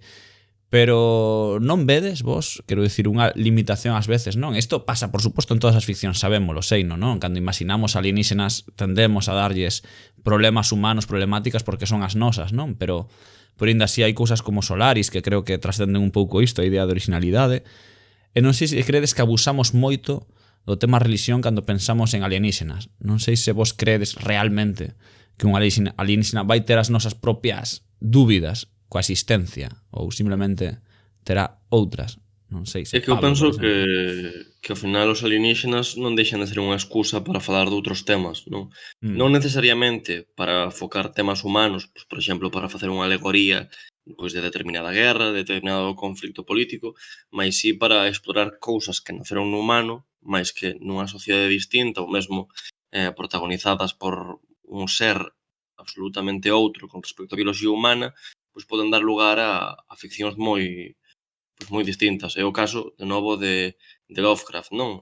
No relato tradicional de horror, o protagonista é o humano, a súa sensación de terror fronte a algún tipo de criatura que actúa como depredador. Mais, ao introducir esta idea de deidade alienígena, é tan grande, tan poderosa, tan absolutamente incomprensível para o humano que cambia a escala, non? A trama perde papel e convértese nunha especie de descrición pois teolóxica desa criatura que está dormindo, mas que calquera día pode abrir un ollo e exterminar todos os planetas habidos e por haber sen se dar de conta sequera, non? Entón, eu penso que se ben pode ser certo que abusamos da vinculación entre alienígenas e religións, ao final, iso, é un medio que empregamos para cousas moi distintas e a proba de que funciona ben é que non deixan de sair produtos Lovecraftianos cada día, se me apuras. Eu creo que o feito, un pouco como comentaba Pablo, que é un empregado pois, para falar dos alienígenas, o tema da religión, é cecais a maior virtude, pero tamén o maior defecto do que son as obras de ciencia ficción, porque estamos imaginando o universo dende unha perspectiva terrestre, non? Entón, damos por feito pois que moitísimas razas extraterrestres pois comparten certas preocupacións ou certos comportamentos que son humanos, non? Entón, isto, ademais, conectando un pouco co que dicía Rodicio antes, que falaremos un pouco despois, o que chama moito a atención de algunhas obras de ciencia ficción, como pode ser El problema dos tres cuerpos, non? É precisamente esa lectura que fan do universo, pero non dende unha perspectiva humana, senón dende unha perspectiva pois universal, non do universo en sí. Entón iso é bastante curioso, non? Que realmente estamos imaginando que os alienígenas van a ser semellantes a nós cando igual non comparten absolutamente nada e nin sequera é posible a comunicación ou segue unha lógica totalmente distinta á humana, non? Pero bueno, sí que é certo que emprégase pois basicamente pois iso, pois como excusa pois para falar de outros temas nas obras, non? Pois por dar un pouco contrapeso, vou dicir que eu creo que non. Que en realidade non abusamos diso. Tirando un pouco da idea de definición ampla de religión, en realidade, e un pouco polo que comentaba Carlos, a noción básica de religión, eu creo que non está tan ligada ao que pode ser o medo á morte, senón que é un mecanismo super útil de organizar sociedades. Que dicir, calquera animal social que poidamos imaginar, podemos imaginar de maneira moi semellante que desenvolva algún tipo de rudimento que nós entenderíamos como religión, no sentido de que é unha ferramenta poderosísima empregar a linguaxe para crear unha metáfora e otorgarlle a esa metáfora legitimidade para organizar a sociedade alrededor desa legitimidade. E iso é o que entendemos en realidade en moitas ocasións como relixioso ou como religión. Entón non é algo que sexa estrictamente humano, porque de feito se fose ni sequera, tamén podemos dicir que en realidade a religión ou conceptos sociais de religión aparecen en casi todas as culturas humanas de unha ou de outra maneira, e non parece tampouco casualidade, porque permite a sociedades organizarse a través de ideas abstractas que permiten tamén a persoas que non se coñecen de nada poñer cousas en común. En ese sentido, penso que non é equivocado ou penso que é rendible sen ser estrictamente antropocéntrico, atribuir ese tipo de mecanismos organizativos a sociedades que podemos imaginar noutros planetas, se partimos da idea, en todo caso, de que son animais sociais ou que teñen lóxicas sociais, vaya. Sobre todo porque moitas veces o que explora este tipo de ficción é unha idea moi pouco explorada, de feito, polos humanos nas súas religións, que é a idea de que as deidades existen, mas son malas, terribles, inimigas do humano ou mesmo desinteresadas polo seu futuro, non? Entón, penso que precisamente a través da religión abren moitas portas que nós, históricamente, ou polo menos nos nosos rexistros, nunca chegamos a explorar. Sí, moi bueno. A ver, eu creo que tamén eu estou de acordo con todo o que estades dicindo, pero eu creo que todo isto tamén ten que ver con que realmente a concepción do alien non escapa da antropoloxía, non? É do antropocentrismo, é do reflexo humano, por así dicir, non? A concepción do alien é unha maneira de concebir o humano ao final, nalgunha das súas vertentes. Entón, unha das dimensións humanas é o da a religión e o culto para todas esas funcións que dicides. Entón, creo que é unha progresión natural. A ver, é que tamén estamos dando por feito que as sociedades alienígenas organízanse igual que as humanas, non? Entón, sí que é certo, e tamén comenta o escritor do Freno dos Tres Corpos no outro libro, non é spoiler isto, pero sí que hai como dúas constantes no universo no que comparte todas as civilizacións. E unha é que teñen que expandirse para sobrevivir e a outra é que teñen que eliminar ao enemigo máis forte, non? Ou eliminar ou neutralizar ou aliarse, non? Entón, é como esas dos constantes, creo que dicía o escritor, non me lembro agora mesmo. Unha era seguro de expansión, o de facerse expansión, o sea, de expandirse e tal, e a outra era, creo que era eliminar o enemigo máis forte. Eu non estou seguro, pero... Eu creo que fora de toda dúbida, quero decir, ás veces somos pesados con isto, bueno, sobre todo pesado de reflexarnos nas nosas propias imaginacións, nas propias posibilidades, pero é certo que se utilizamos a lógica, xa non digo lógica humana, non a lógica científica, no sentido estricto de que se hai unha forma de vida capaz de chegar a outros planetas, ten que pasar pola ciencia. Quero decir, o sea, por suposto hai formas de entender a ciencia, pero evidentemente ten que pasar por unha serie de supostos lóxicos que ten que cumprir como sociedade, como intelixencia, como estudio, non sei se me explico, pero ten que pasar por aí. Se ti queres crear un cohete capaz de chegar a un satélite, tes que de algún xeito parecerte a nós, no sentido máis lóxico ou máis antropolóxico, vaya, pero ten que pasar, non? Pregunto eu, o sea, o máis probable é que así pase. Ou é que estás falando da ciencia cando pode ser realmente unha evolución biolóxica, por exemplo. Non digo que podría existir, non? Que ni sequera que sexa algo natural para eles, non? Sin investigación científica viaxar entre planetas, que xa isto é unha palla tremenda, pero bueno. Sí, non, entendo, entra dentro da ficción, non? Pero pode ser, non? Pero sempre penso que ten que ser así, non? Se nos basamos na evolución ou nas nosas cousas. Non sei por qué. Hai un tropo... bueno, perdón. Sí, di, Pablo, di. Sí, hai un tropo moi común, de que ademais xa falamos por aquí, que é o do planeta sentinte, que tende a postular precisamente a idea da viaxe intergaláctica a través da expulsión dunha parte do seu corpo, non? Como unha especie de estrela de mar que se desfai dunha parte que envía pola galaxia ata chegar a outro planeta que infecta. Isto aparece moitísimo, especialmente nos últimos anos, é unha proba a favor do que dicía Darío, non? De que tamén a bioloxía está sendo postulada pola ciencia ficción como vía de viaxe, de comunicación intergaláctica. Mas fora deste exemplo, non sei se estou de todo de acordo contigo, Carlos, porque é certo que dis que desde a perspectiva dunha ciencia ficción entendida como científica puramente, temos que acabar percorrendo o camiño da ciencia actualmente existente, non? Pero parte do que a min personalmente me gusta deste tipo de produtos é atopar formas alternativas que xa coñezo, non? De ciencia, sí, de explicar a nosa civilización, sí, que é capaz de empregar, pois eu que sei, a súa mente para movimentar unha estrutura polo espazo, non? Sen ter que recurrir a explosión como vía de propulsión, non?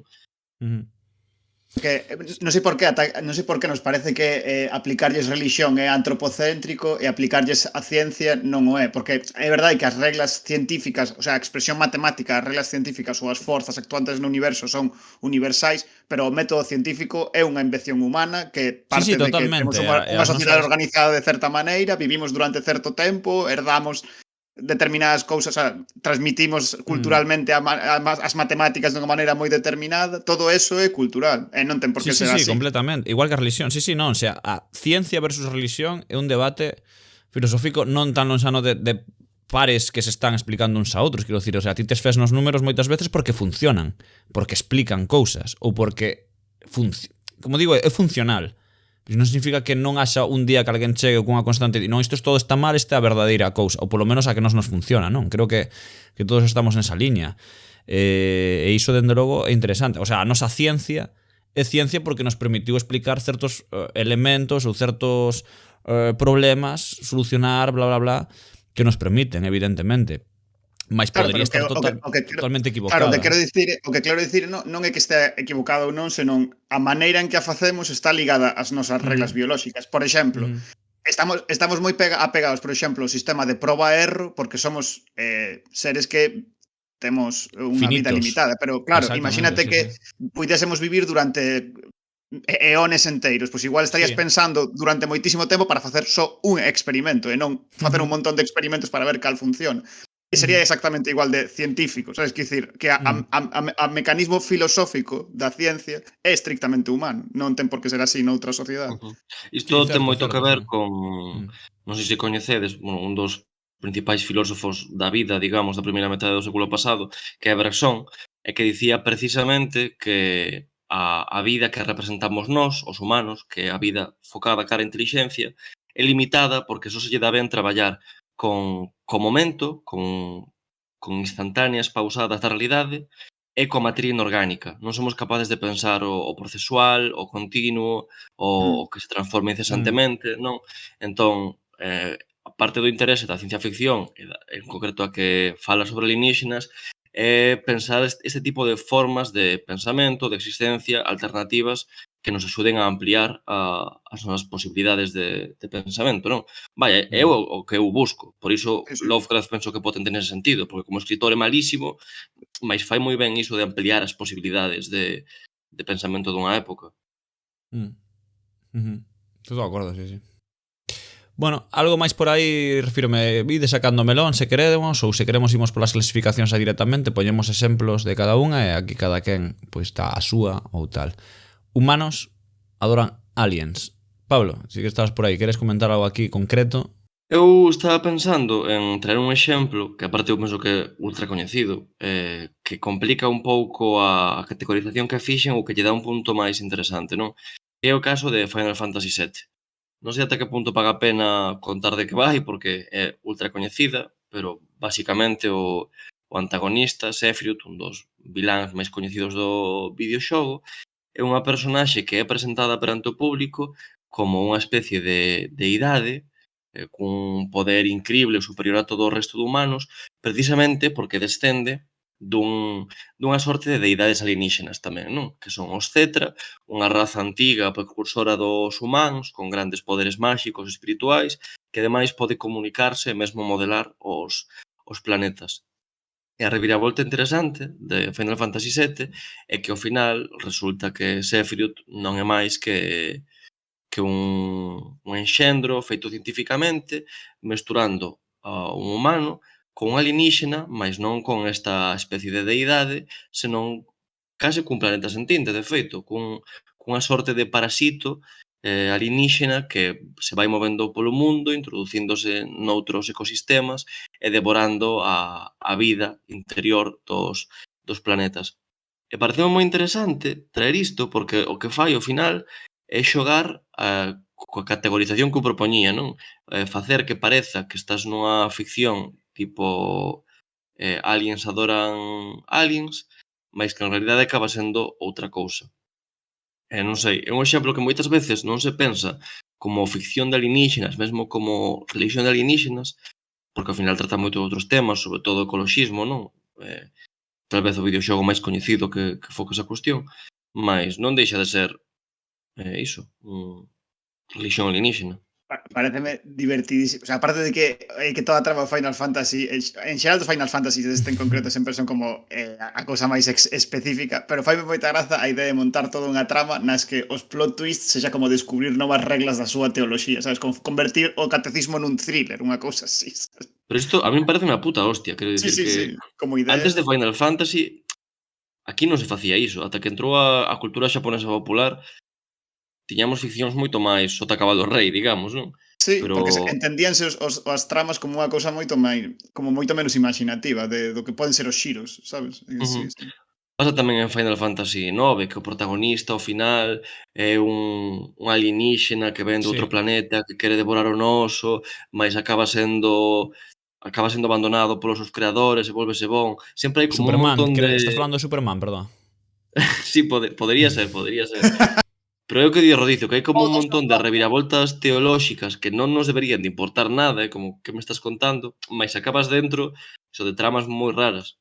Sí, mencionei agora a Superman, por exemplo, creo que en Humanos Adoran Aliens hai moitísimo con Superman desta idea, e sobre todo Zack Snyder volveuse tolo, non? Con esta idea, como en todas as súas películas, o tema religioso cristiano e bla bla bla, non? Pero Superman é moi exemplo disto, non? Do superhome, non? Dunha persoa que pode cambiar o destino da Terra ou o destino daquel que habita, entón, se non é humano, ten que ser un deus, non? De algún xeito, en plan, se entra dentro desa categoría teolóxica e ten un poder absoluto para facelo, porque non pode ser derrotado por humanos, non lle podemos dar morte, el pode si cambiar o noso destino, pode destruirnos ou pode salvarnos, non?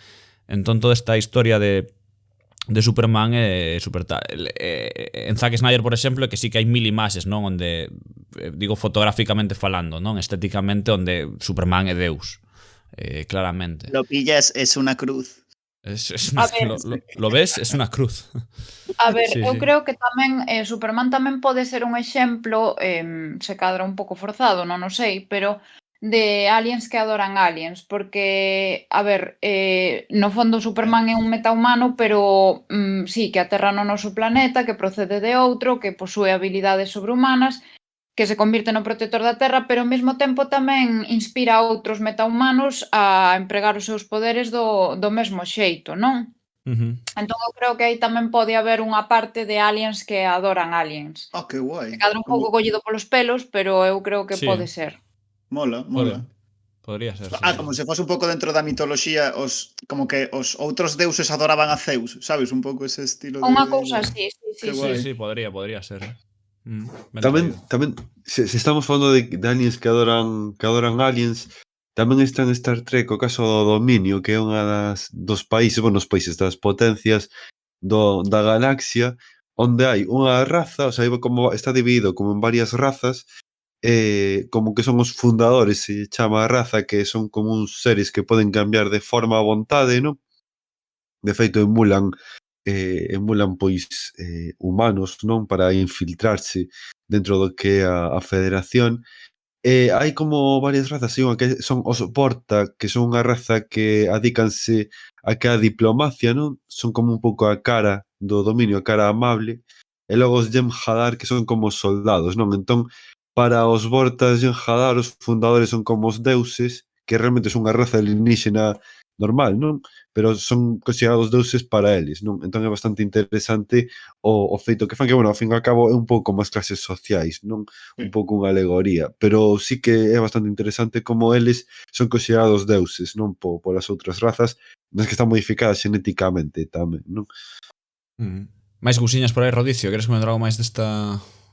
Sí, dentro de Humanos Adoran Aliens, creo que Alba quería hablar algo de Alien, non? En xeral. A ver, eu creo que hai unha pinga xa un pouco aí, non? Porque na peli de Alien, cando se descobre que un dos tripulantes é o robot, xa fai un alegato a favor do Alien dicindo que é unha máquina de matar perfecta, non? E tamén para entroncar co baleiro perfecto que fixemos sobre este tema. Entón, eu creo que aí xa hai unha pinguiña da adoración aos aliens, non? Non creo que estea especialmente desenvolvida, pero sí que é iso de, bueno, pois é unha máquina de matar perfecta. e tal. Despois, creo que tamén hai que falar, entroncando coa chamada de Cthulhu, que non sei se vos contei algunha vez, pero eu tive unha compañeira de doutoramento que facía a tese sobre Lovecraft e botou unha tarde inteira explicándonos que como se pronunciaba o de Cthulhu e quedou Cthulhu. Non sei se o Acabou loca. ou non, pero teóricamente a pronuncia correcta, segundo nos explicou a rapaz, era Cthulhu. En fin, pero en calquera... Correcta según Cthulhu. Pregunto eu, que eu sempre que eu, o sea, cando leo a palabra esta, directamente non a leo, na miña cabeza diga, vale, ok. Pero Lovecraft non algunha vez tería que decila en persoa, non? Ou non? Alguén sabería cal era a pronuncia que lle daba a él, non? Pregunto. Chullo. Estaría guai que él lo pronunciase fatal, peor que todo o resto de persoas. Claro, non, pero non hai ningún documento sonoro de Lovecraft ou... Será un morto de fame, pobre Lovecraft, non coñecía nin Deus. Sempre queres introducirnos aquí o argumento de autoridade, que nos da igual como diga Lovecraft. Que... Joder, non sei, home, non sei, creo esa mierda, non sei, o mellor se lle ocurriu unha mierda da súa pronunciación ou tal. Pero vaya, non era por curiosidade. Galego, era por curiosidade. No tema dos humanos adorando a aliens, é moi curioso un cómic de Super López que se chama La Caja de Pandora, que son como que os deuses na Terra eran realmente alienígenas, non que vivían noutro planeta, que era o cinto de asteroides actual, pois que era como antigamente era un planeta onde vivían eles e que os humanos pois adoranlles, pero realmente son alienígenas, non? Entón, como que no cómic en concreto, como figuran todos o que son os deuses na Terra, non?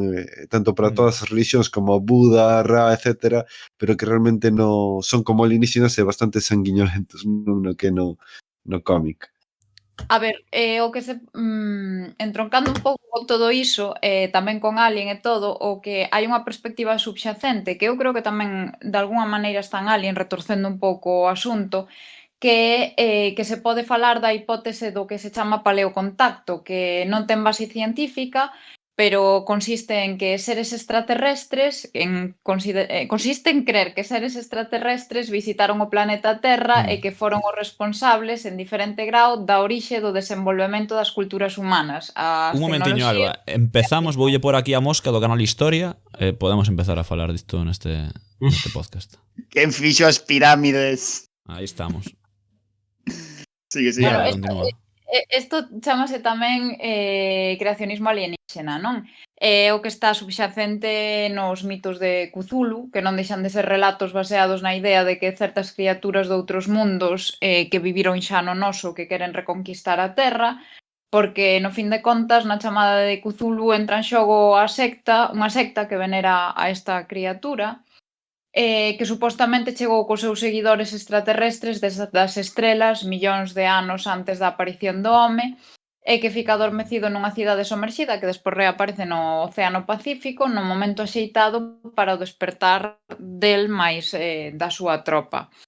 Como pode verse isto en Alien? Bueno, en Alien os humanos chegan a un planeta... Bueno, os humanos protagonistas chegan a un planeta que é onde se infecta, por así decir, o primeiro tripulante da nave que está habitado por aliens, non? Entón, bueno, aí, pois iso, se sucedese iso mismo na Terra, que pasaría despois?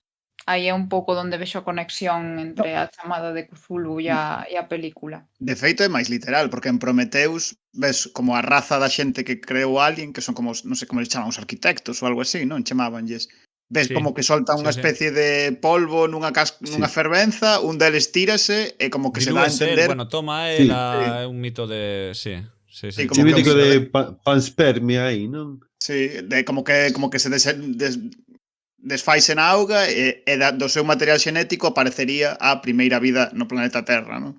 Unha idea tamén, o sea, no fondo é puro creacionismo alienígena, basicamente é que toda a nosa creación humana parte de un material biolóxico chegado de outro planeta. ¿sabes? Igual todas as películas de Ridley Scott, non? Que teñen o acompañante religioso. Sí, teñen algo de todo isto, non?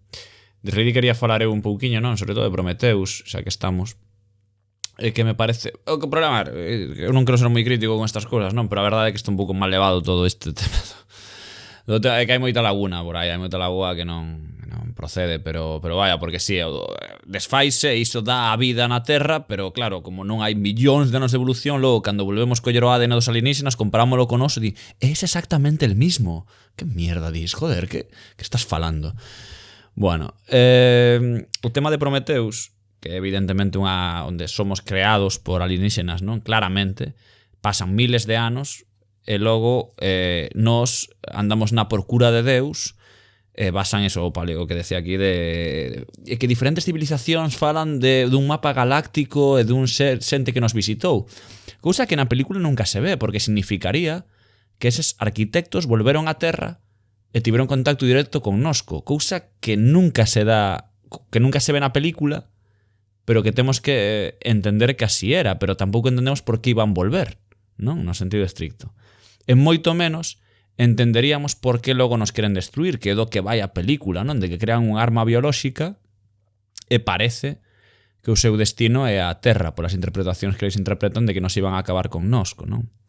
Pero iso sí que me parece unha teoría interesante, non? De que pasa cando Deus quere acabar coas súas creacións, non? Ou canto dereito ten Deus a acabar co que creou. Igual que nós, cando creamos algo, podemos destruílo, mesmo vida, porque podemos crear vida en...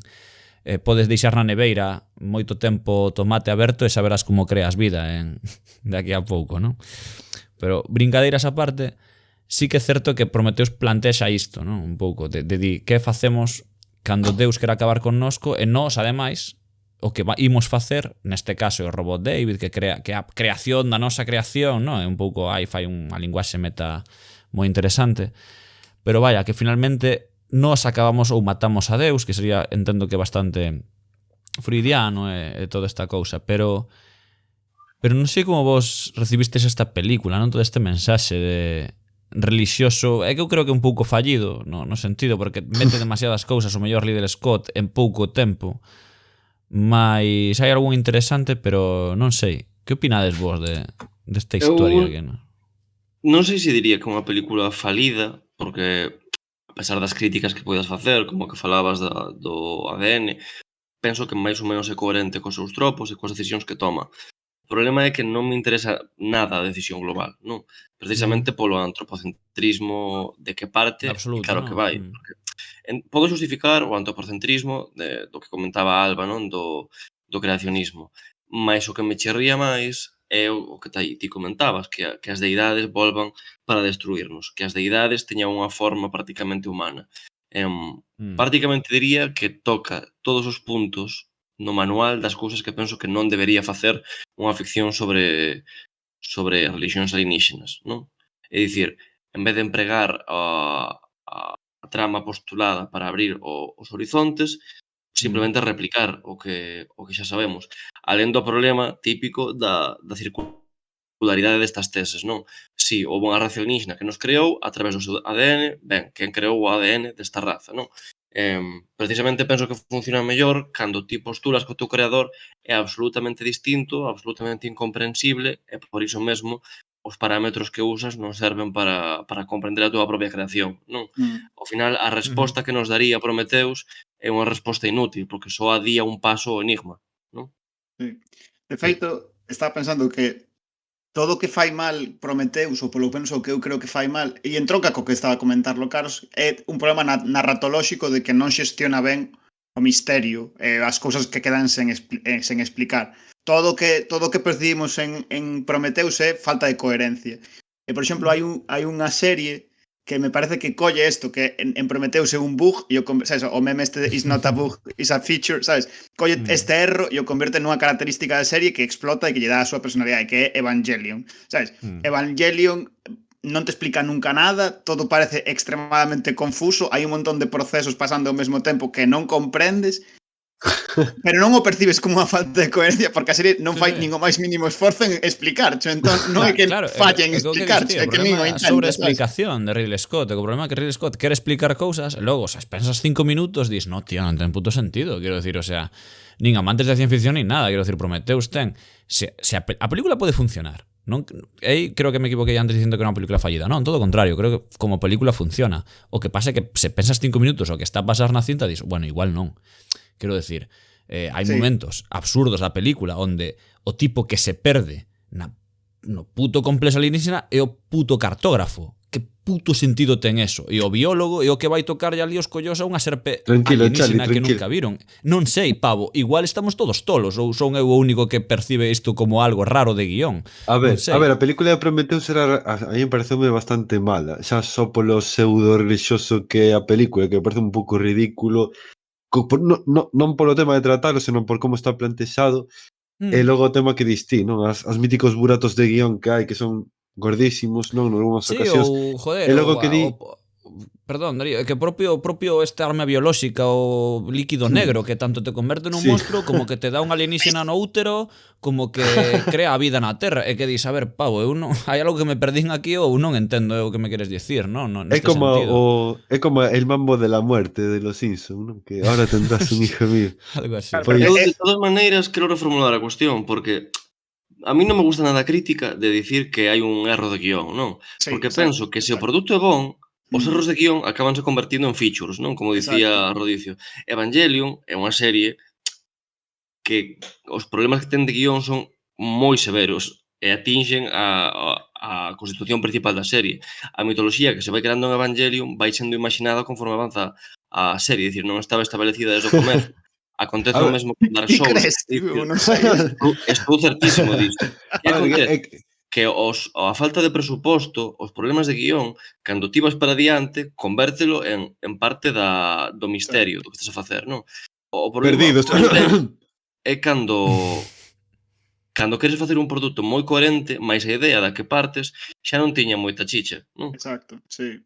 Claro, Pero é que Como la Ridley Scott sempre. é un problema de Eu- referentes para min, un problema de que tipo de obra queres contar e que tipo de emoción queres despertar no espectador. E penso, por exemplo, que Evangelion é moito máis consistente niso, no ton e no que en a sensación de extrañeza que quere provocarte en ti e colle como referentes pois a Lovecraft ou a, eu que sei, mesmo Kafka, sabes? A sensación de que a burocracia hai un montón de xente facendo aquí cousas que non tes nin pajolea de que están facendo, De que porque ao final estás a son dous facer, robots exacto. pegándose, sabes? Porque necesitas tantos funcionarios neste edificio, sabes? Non entendes nada do que está pasando. Nada do que está pasando ten nada de sentido. Pero claro, como a extrañeza é parte do que queres transmitir, non o percibes como problemático, mentras que en Prometheus a extrañeza percíbese como isto non ten ni pes ni cabeza, sabes? Percíbelo Sí, como pacto, exactamente, rotura é do que- pacto de ficción. Exacto, é que falla o Sí, sí, guión. sí. Quero decir, é que para min é un tema de que non se pode percibir... Para min sí, quero decir, o problema é que tes uns personaxes que se comportan como auténticos normais. Pero falamos de personaxes que se alistan unha misión espacial de 2 anos e pico en soño e cando despertan di, bueno, e que hemos venido a hacer aquí? Pero que somos subnormais. O sea, ti a que te apuntaches? O sea, pero a ver, esto de verdade que creo que é un problema de base de guión de que alguén non sei, creo que non, é que nesa sociedade é normal dormir 2 anos e baste cara a boca, joder. Pois por favor. Porque ese é o problema. Se querías facer un drama religioso, non sei, como unha especie de para texto bíblico, de crístico, sí. de originario, está mal planteado, o ton da obra está mal planteado. Exactamente, para min sí, o sea, isto non quero que se conste que unha película que eu vexo joder, arrancarallo, o sea, vexo tranquilamente, non pasa nada, pero que creo que temos, porque creo que a idea en sí do que eles plantexan, creo que é super positiva para Alien, para o que ven sendo Alien, o concepto Alien. Sí. Do octavo pasajero, todo isto, non? Creo que amplía moi ben o horizonte, abre portas e creo que Ridley Scott intentou aportar moito máis, o sea, creo que aportou moito máis do ben positivo, pero creo que a película pues, falla na obra en sí, falla por tonterías, por un guión que non por uns comportamentos dos protagonistas que non teñen ningún sentido lóxico nin tal. Eu xa non me meto se o alien tivo que ser creado así ou non, pois pareceme correcto que lle queiran dar, perdón, ese nacemento, non? Na película seguinte en Covenant. Pareceme perfecto. Sí. Pareceme perfecto, unha decisión narrativa concreta. Pero, home, a min prometeu que me parece que ten cousas moi raras de comportamento simplemente, non é outra cousa. A ver, eu teño que dicir unha cousa, que cando eu rematei Evangelion, quedóseme a cara que se lle queda Krusty el payaso, cando é o tema de Proletario Parásito. Parásito, ¿no? ¿no? Pero que demonios es esto? Pues a mí pasoume igual. Pero creo que hai hai unha película, sí. Tal, pero eu creo que é buscado e creo que quere que seas así Evangelion, o sea, para min creo que eu creo que non.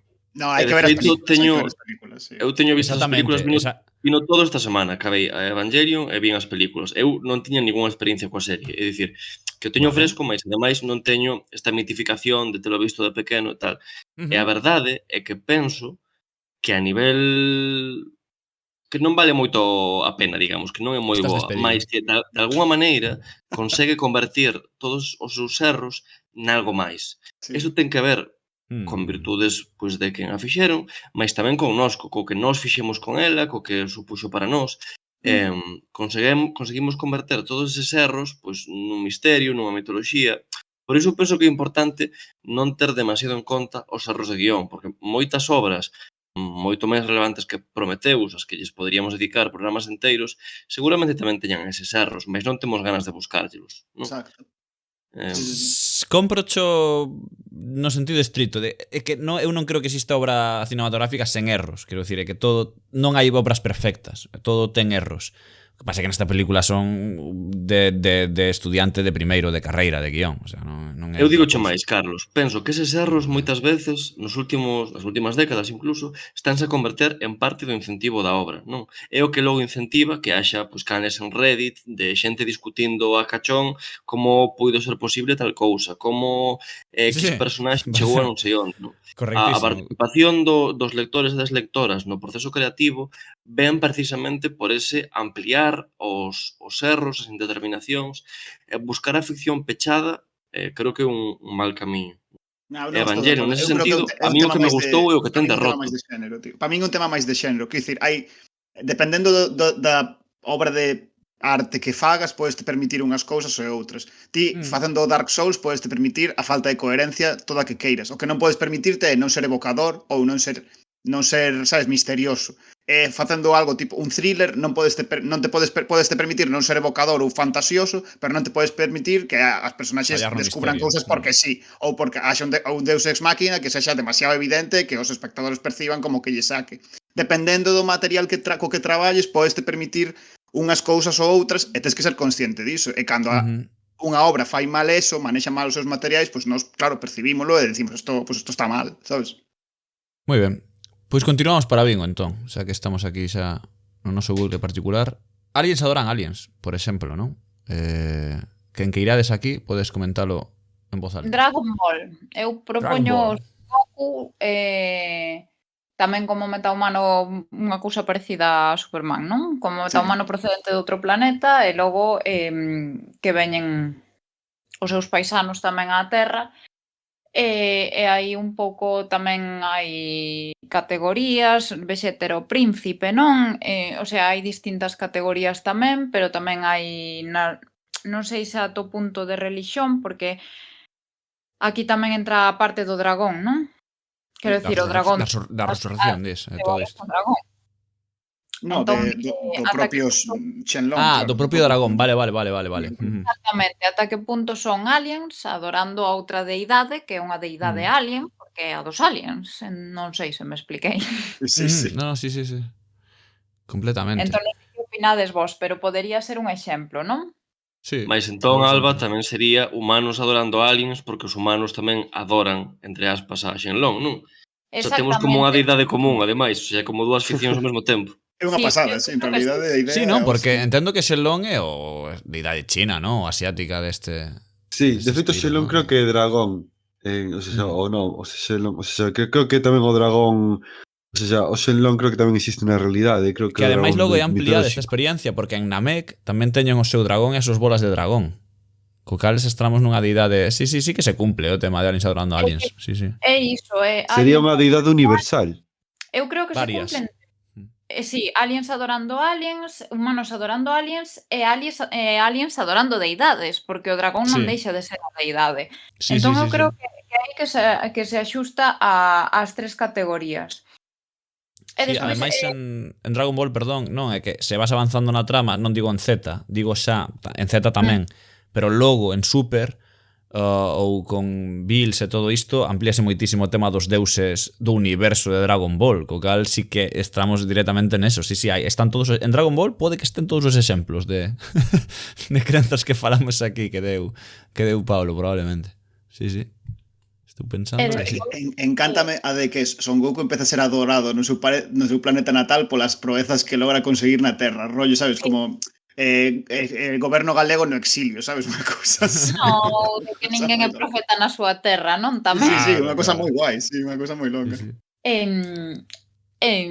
min foi o exemplo que se me ocorreu, e tampouco non me parece que haxa exemplos evidentes. No, pero este parece, verdad que creo que A ver, en Sailor Moon é moi evidente agora.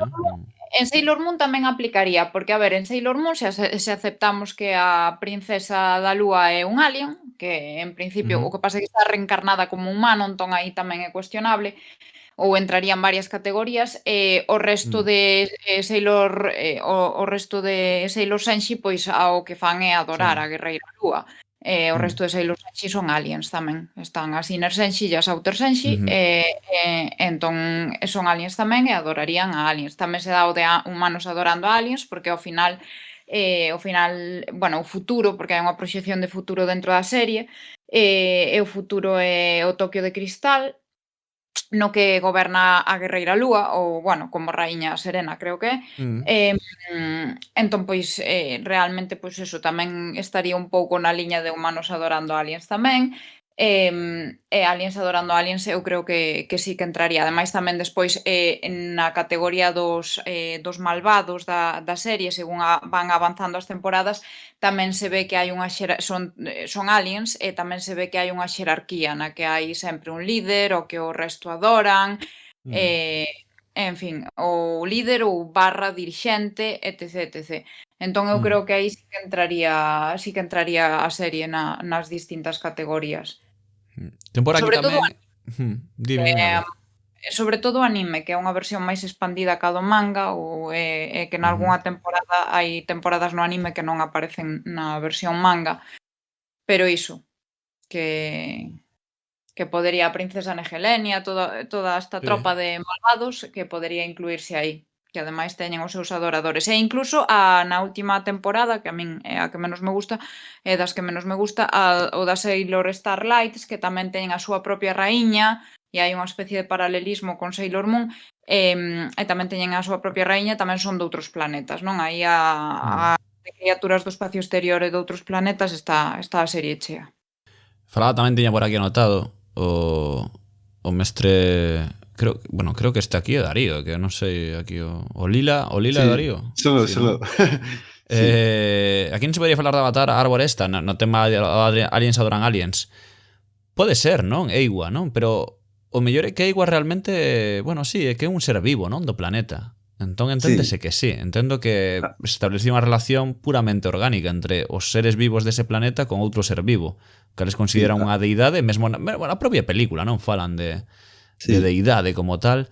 Entón entendo que sí. Mesmo aquí a idea tamén incluso humanos adoran aliens, porque o humano propio, non, que se converte en alienígena nun momento concreto, acaba tamén adorando a Eiwa ou entendéndoa como tal.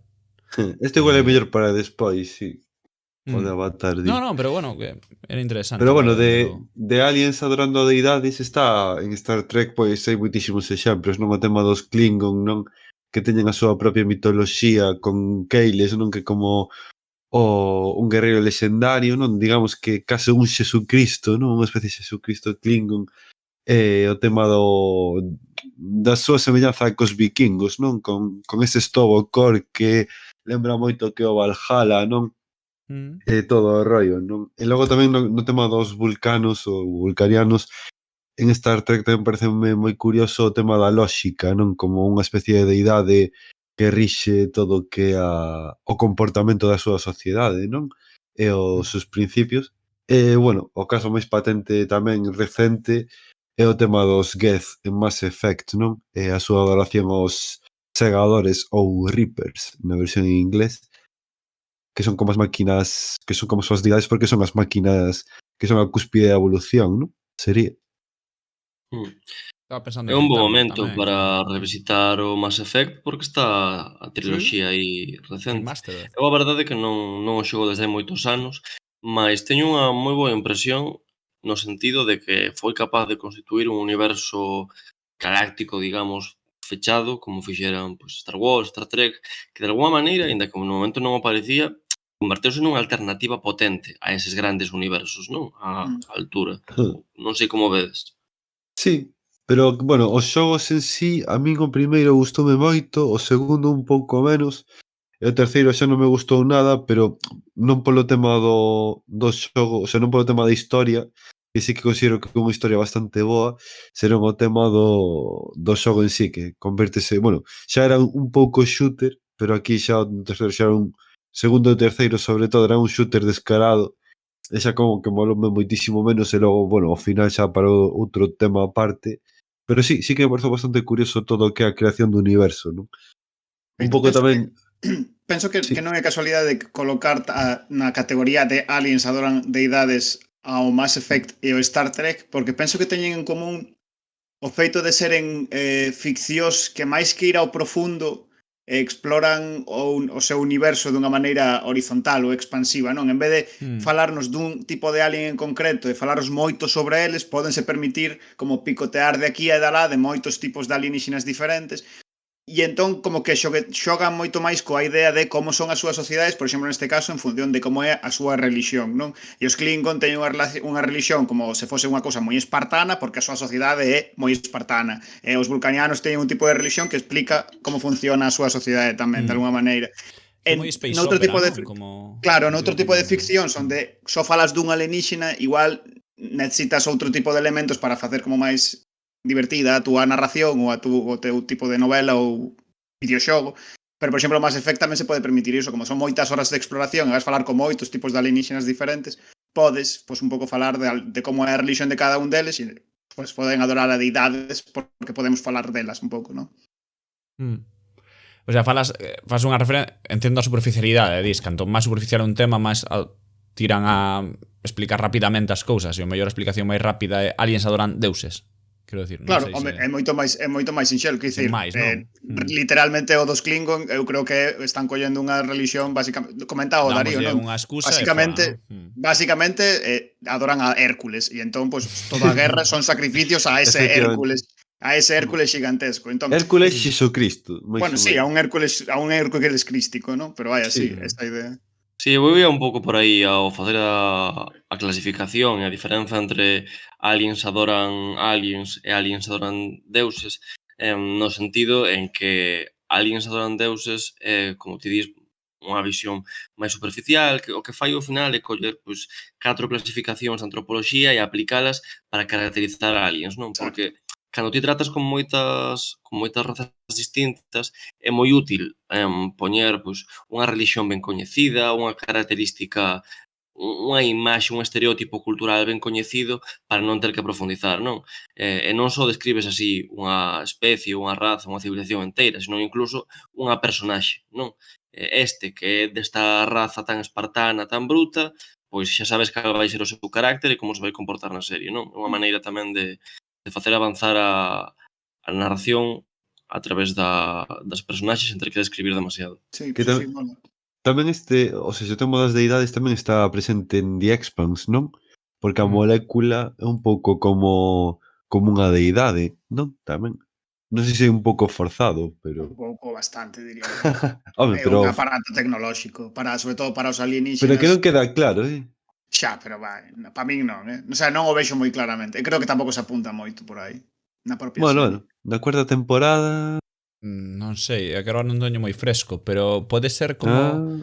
Que non me acordo, ahora que non teño fresco, pero igual que o da forza dos microorganos, de que a maior número de microorganos a forza... O sea, hai unha parte biolóxica que lle queren dar unha explicación á súa religión. Pois non o sei, pero na cuarta temporada hai un planeta aí misterioso, non direi máis. Vale. Bueno, aliens adoran humanos, non? A máis difícil, quizáis, non? De que nos vexan como deuses outros compañeros que chegamos aí, inda que non excesiva. Creo que aquí hai unha parte fundamental que sería entender a nosa propia historia, que o tema de colonialismo e bla bla bla, non? De o ser evolucionado, o máis evolucionado, perdón, chega a un sitio e parece que é superior, non? Co cal pode adquirirse certas características de Deus. Creo que pasou así un pouco como en América e todo este tipo de cousas, non? De que nos vían seres superiores cando realmente éramos Bueno, éramos uns crisques. Sí, a movida de que aparecían montados a cabalo e non entendían que eran un só, o sea, pensaban que eran un só corpo. Un só ser, exactamente, non? Entón creo que aquí, partindo desa base, moitas veces podremos experimentar na ciencia ficción ou na ficción en xeral de que o ser evolucionado, cando chega a nós, porque chega a él, non nós chegamos a él, automáticamente, como é superior, pode surdir unha especie de pensamento que o fai deidade, non? E tal. É moi raro que suceda ao revés, de que os máis evolucionados contacten eles e ademais pensen, hostia, mira, que estes seres aquí que son inofensivos para nós son as nosas deidades, non? Sería, polo menos na miña cabeza sería raro pensalo, ainda que tal. Algo disto hai en Avatar tamén, non? Sí. Que ao final o que está a representar é unha visión, bueno, todo simplificada, idealizada, que se queira, da chegada dos españois a Latinoamérica, en fin, a expropiación, matanzas, todo isto. Nese sentido, poderíamos dicir que Avatar é un exemplo de alienígenas adoran humanos. Non hai unha adoración realmente, mas sí que hai este xesto de boa veciñanza case, non? De chegan os novos e acéptanos, convídanos, danlles un trato espectacular, non? É que creo que somos moi... Creo que son dúas civilizacións como moi... É que, joder, é un pouco raro. A película Avatar é un pouco rara, pero... como nós o vemos como espectadores, como que parecen bastante semellantes a nivel intelixencia. Quero dicir, a nivel conceptos, de parece que manexamos os mesmos conceptos todo o rato. Conquistamos o espacio, eles non, pero enténdonos perfectamente. A nosa moralidade, as nosas cousas, non? É un pouco forzado, como dis, pero sí que hai un pouco aí, non? Porque logo ves que, curiosamente, logo parece que hai unha desevolución, non? Que isto aí ten moito que ver Gaia, non? E o tema da terra e do ecoloxismo, non? Pero que finalmente o humano acaba pensando que este sí é o modelo de vida e é igual, non? E tal e cual. Pero non sei se aí estaría... Eu creo que nunca nos chegan a adorar, non? Eu creo que máis ben conviven connosco e incluso mesmo finalmente acaban odiándonos porque ven que somos claramente perjudiciais para o seu planeta e non nos queren. E máis nós os vemos como puros indígenas, non? E que é o que distí, non? Iso é unha metáfora clara da conquista americana, Pocahontas, etcétera, non? A ver, Pocahontas non é a conquista española. Non, O sea, pero refírome na historia contada de Disney ou na historia esta, quero decir, o sea, non... Pero, a ver, Pocahontas na historia contada de Disney é unha mala versión da princesa Mononoke, por así dicir. E de todas maneiras é a conquista británica, non a española. Eu o que vexo en Avatar, aínda que igual é extremar moito as concomitancias, é un pouco o toque do hinduísmo, non? Porque no hinduísmo tamén existe o termo avatar, e neste culto o avatar é un ser divino que descende á terra en forma de persoa, animal ou calquera outro tipo de corpo, coa finalidade de restablecer o dharma, creo que se pronuncia dharma, ou lei divina e salvar o mundo da desorde e a confusión xerada polos demos.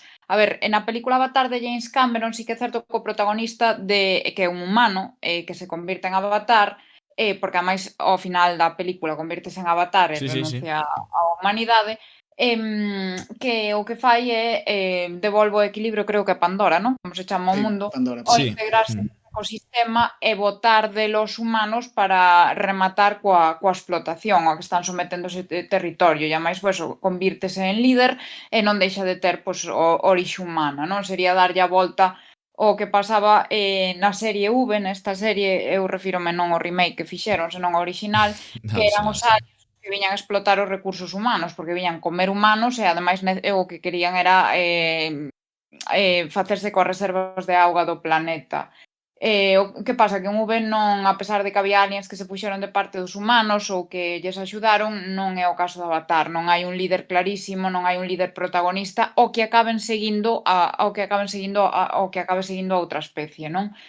Entón, pois, a min nese sentido pareceme que sí que pode encaixar no de aliens adoran humanos, porque sí que hai un seguimento, non hai este concepto de ritual ou de tradición ou de cultura, pero sí que acaban seguindo o estranxeiro que se volven contra os seus, non? Sí, de feito... Eu quería facer un apuntamento en relación ao que acabas de dicir, Alba, mas tamén en relación a como as ficcións sobre alienígenas representan, no fondo, a conquista, sobre todo española, mas tamén a inglesa, non? Que é o risco que corremos de exotización dos outros, non? Falaba Carlos, por exemplo, de culturas evolucionadas non evolucionadas, e moitas veces acaban imprimíndonos esta visión das culturas que é moi perigosa, non? Pasa tamén co tema do hinduísmo, que falamos de, bueno, que teñen unha cultura hinduista, mas ao final que é o que teñen? Unha versión New Age americanizada do que alguén pensou que podía ser o hinduísmo, non?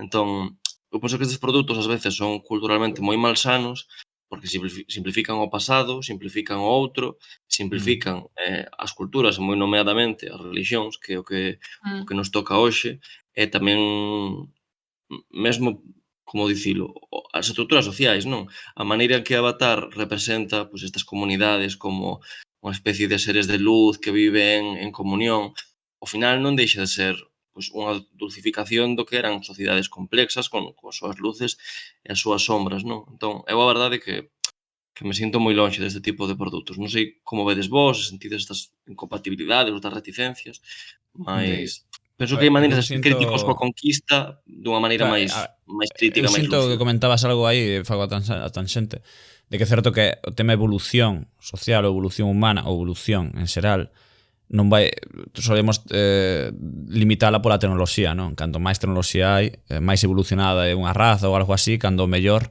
a máis evolucionada sería a que máis consigue sobrevivir co seu entorno, por exemplo, o sea, é dicir, non ten nada que ver unha cousa con outra, é dicir, nós temos a día de hoxe unha serie de civilizacións humanas e non todas vivimos igual. Eu creo que sería moi arriscado dicir que nós vivimos mellor ou peor, ou somos mellores ou peores que aquela que vive no Amazonas en equilibrio co seu medio, non? Sería arriscado como mínimo, vaya. Soberbio mesmo. É que obras como Alien en realidade están nese contexto político e lanzan unha mensaxe. Falaba Alba sobre que a base da idea era dármica e hinduista, mas no fondo a propia idea dármica hinduista nos mesmos estrictos termos nos que explicou Alba é a idea mesiánica do xudaísmo, en plan unha figura que se mestura entre Deus e home, chega e vai liberar o mal da terra, é literalmente Xesucristo. Claro, é que Dharma na tradición hinduista, digamos, significa cousas distintas en función do século, en función dos autores. Quero dicir que a idea de Dharma que temos nós non deixa de ser unha elaboración de místicos norteamericanos que fixeron biblias para yuppies, non? Claro, pero o que ven a significar no contexto de Avatar é que os humanos son os teus explotadores, pero tamén o teu salvador ten que ser humano. Ten que vende ali a salvación e ao final o teu colonizador é o que che dá o perdón ao final. A idea é extremadamente nociva, como de colaboracionismo extraño. A mensaxe terrible. Sobre a concepción mesiánica podo contarvos unha anécdota que, por exemplo, eu Sailor Moon si que vin todas as temporadas completas, algunhas vinas en xaponés subtituladas a español latino, e outras vinas directamente en español latino, e a primeira, bueno, as que se botaron na TVG vinas en galego, non? Que foi cando me introducí no mundo de Sailor Moon e me enganchei. Pero non as vin nunca en castelán, si que as teño descargadas en castelán, porque en castelán, por exemplo, fixeron unha aberración na terceira temporada. Na terceira temporada, pois ven un inimigo novo, todas as temporadas son medianamente replicantes, ven un inimigo novo do espacio exterior, pero a dobraxe en español dice que vai vir un Mesías. Está dobrada de maneira que é completamente cristianizada, entendendo o cristianismo católico. Quero dicir, vai vir un Mesías, un Salvador, e falan do Mesías e do Salvador. Na versión latina, se non recordo mal, é algo máis sutil, é o enviado, porque, a ver, non deixa de ser un anime xaponés. Está máis cargado de significado, sí. Claro, tampouco, pero porque aparte, ademais, na versión en castelán traduciron o nome das Sailor Scouts, que a min eso tampouco me pareceu ben, non mantiveron o original xaponés. Normalmente o único que se traduce na versión latina traducen o nome da protagonista, que é Usagi e pasa a ser Serena. Serena Tsukino, en vez de Usagi Tsukino. Na versión en galego é Bani, porque Usagi significa coello.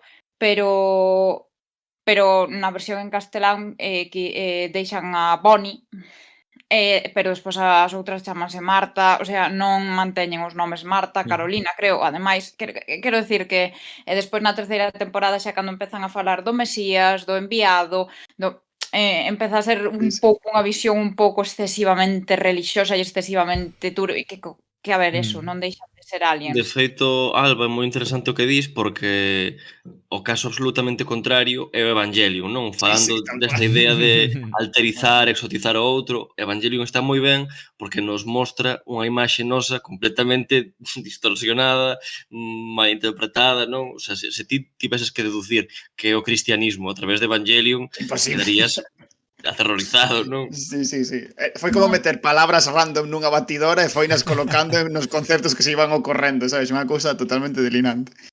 Sí, Non, pero, por exemplo, ca versión dobrada ao castelán de Sailor Moon, porque además eu vin a original xaponesa, claro, non é. O sea, non esa cristianización, porque aparte eu creo que non é necesaria para a comprensión da temporada, porque son temporadas replicantes. Bueno, ven outro inimigo de fora, vai haber alguén quen nos salve, que é o Mesías e o enviado, e temos que averiguar quen é, que ao final, sorpresa, é Sailor Moon, non? Ou unha das Sailor Senshi, non sei, ao mellor. Sí, pasa moito nas series japonesas iso, que empregan elementos culturais occidentais como para darlle sabor a unha determinada tempada, sabes? A ver, sí, pero eu creo que xa é unha cuestión da dobraxe aquí. Eu creo que xa non é tanto unha cuestión da serie, porque, a ver, a serie é un replicante, sempre a Salvador é Sailor Moon. E se non é unha das outras guerreiras coa axuda de Sailor Moon. Entón, de repente, na terceira temporada, o Mesías, o enviado, empeza a dar un pouco... Perdón, no concepto propio da localización, non? En xeral das obras, de que ao final sempre hai unha distorsión, non? Entre a obra original e a obra... No, e aparte, Sailor Moon, por exemplo, a nos cheganos, o anime japonés, a maioría deles cheganos a través de América, que en primeiro... Sí, que traducen primeiro dali, sí. En América, Sailor Moon, por exemplo, está censurada, e a nos cheganos censurada tamén. A Televisión de Galicia chega censurada, porque un dos protagonistas, bueno, as relacións, a isto atinxe as relacións homosexuais. Entón, especial Sailor Moon non o viades vir, o sea, non estaba claro, pero chegou. Chegará. Pero bueno, chega con censura. E tamén nos corpos espidos tamén a versión que chega a nos non están tan espidos como na versión xaponesa. Ajá. As minifaldas das alumnas de secundaria. Prodigar máis. Pois nada, queredes abrir algún melón máis ou imos pechando aquí o chiringo e imos para o chiringo da praia para tomar vacacións? Sí, a ver, mira, como peche, penso que como a idea máis loca, dicía Pablo ao principio facendo a clasificación das categorías extremas, penso que a categoría máis extrema que a mí se me ocurría pensando estes días no que era o programa era o episodio este de Futurama onde Bender acaba vagando infinitamente polo espazo e como que unha civilización se lle aparece na barriga e acaba adorando a Bender, non? E ves as típicas etapas nas que primeiro como que teñen unha relación moi directa coa súa deidade robótica, despois teñen unha relación a través do místico na era medieval e despois acaban revolvéndose contra Bender na época tecnolóxica. E é un tropo que é moi habitual na ficción. Penso que hai un capítulo dos Simpson onde a Lisa basicamente como que lle pasa o mesmo, non? Sí, na boca, era na boca ou onde lle crecían... No, era un rollo exterior, sí, era un rollo exterior, era unha base así de probas. Pero claro, dende o punto de vista clasificatorio, o episodio de Futurama é como a cousa máis extrema porque son aliens adorando a un robot creado por humanos. É unha cousa moi máis alá de todas as clasificacións que se nos ocorrean así. Por certo, pasaba un pouco en Prometeos, perdón, un momento, que hai un momento en que o alien, o primeiro xenomorfo, vamos dicirlo así, a raza pura de alien que nos coñecimos en Octavo Passajeiro, é un momento como que saluda a David, o androide, cando rebenta o peito dun ali do primeiro, e sae como que leva así os brazos como recoñecendo o androide, non? Que sería tamén un alien dando vida, inda que neste caso a vida foi buscada, e no caso de Bender realmente foi casualidade que se aparecera así no seu corpo, non? Pero vaya. Eu só vou dicir unha cousa para pechar, é que estou moi orgulloso de que non mentáramos a cienciología e diversas religións ovnis aquí. Pensei que ias dicir Harry Potter. O sea... Sí, nun momento, de verdad, pensei que dicir, hostia, pois é verdad, non mencionamos a Harry Potter. No. Claro, ese é outro melón. Os humanos de verdade que adoran aliens. Porque deses hai moitos tamén. Sí, hai un melón aí. Claro, ese é un melón que non convén a abrir. É que non son nin fantasía nin ciencia ficción, Claro, lamentablemente. iso é de verdade, non? Bueno, os seus relatos son fantasía, vamos, dá para analizaros minuciosamente porque algún é a hostia. O fandom de Son Goku versus a cienciología. Hai algo, bueno, hai unha clasificación que a mí sempre me pareceu super chula de que en Expediente X hai como bueno, en Expediente X, non? Hai episodios que son como autoconclusivos onde iba a dicir Ricky Morty, cuidado xa coa miña cabeza, onde Mulder e Scully acaban atopando un monstro, non, que se chamaba como o monstro da semana, era ese tipo de clasificación que usaba para eso, onde eran autoconclusivos e atopaban pois un home lobo ou un non sei que, pero os que teñen relación cos alienígenas son chamados episodios mitolóxicos, non? Como que lle danse esa apertura religiosa a crenza, non? E máis, a gran frase deles é a verdade está aí fora, non? Que realmente ten un pouco de fe na súa propia definición, non? De está aí fora e hai que creer nela, non? I want to believe, pero vaya, neste caso os episodios extraterrestres, ou que trataban, que eran os que, bueno, hai un número concreto deles, que falan do tema de Mulder coa búsqueda da irmá, non, que todo isto vai por aí, pois eran episodios mitolóxicos da historia, eran así definidos, e pareceme super chulo o tema de que unha serie establecerán ese tipo de contactos, vaya.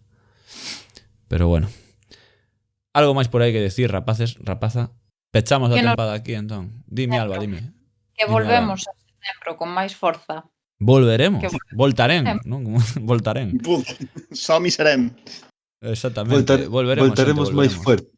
Volveremos máis fortes, non? Como hashtag. Sí, por que non? Pois nada, xente, despedimos aquí a tempada. Foi un placer, non? É unha honra estar aquí, ademais, sobre todo eu creo que falo en nome de todo, creo que o feedback foi super positivo. Nos falamos nese foro interno que é WhatsApp, falamos telepáticamente por WhatsApp, creo que todos estamos moi contentos pola cantidade de xente que aparecestes aquí, a maioría sodes anónimos, non temos tantos amigos como visitas, entón como escoitas, entón é inexplicable para nós isto, así que xenial, graciñas por estardes, unha pasada, e prometemos máis ciencia ficción, máis fantasía, e máis, podemos prometer que o seguinte episodio, o que vai abrir a tempada 2, será de fantasía, non? Por non romper esta tradición de ir alternando un e outro, así que trataremos ou traballaremos niso este verán. Eu agardo, na miña parte, non? Que son a que sigo que edita, pois un pouquiño máis de edición, un pouquiño máis de cousas para que todo o mundo sexa máis feliz e todo o mundo escoite isto pois con máis graza e con máis idea. Deixámoslo aquí, a religión, os alienígenas, e vémonos tal. Como é o último, xa directamente vos interpelo, non? Alba, graciñas por estar, por aceptar a nosa invitación no seu momento. Graciñas a vos, que me salvastes de un montón de cousas. Bueno, feliz verán, amiga. Rodicio, compañeiro, aquí estamos, non? As boas e as malas, hasta as 2 da mañá en Twitch, en directo tamén. Humanos adorando humanos.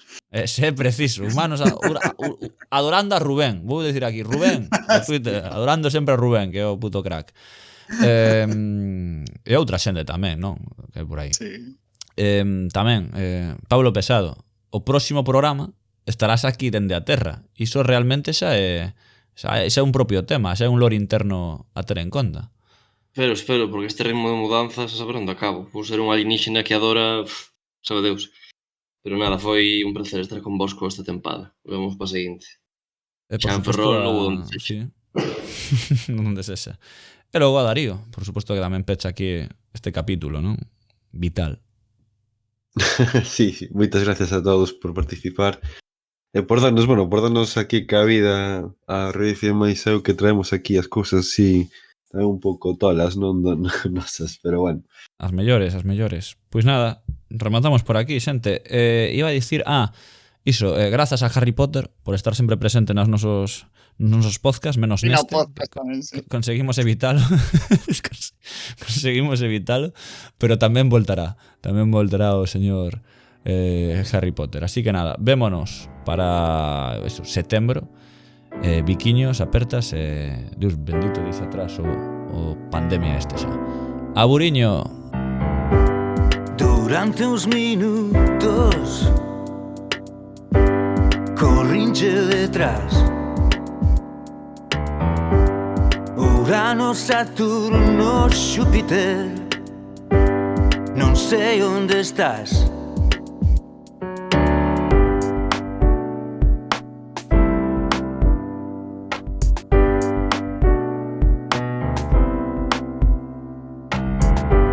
Sentado no porche, todo está en paz. Eu son o último terrícola, non fun quen de marchar. No meu telescopio, made in Taiwan.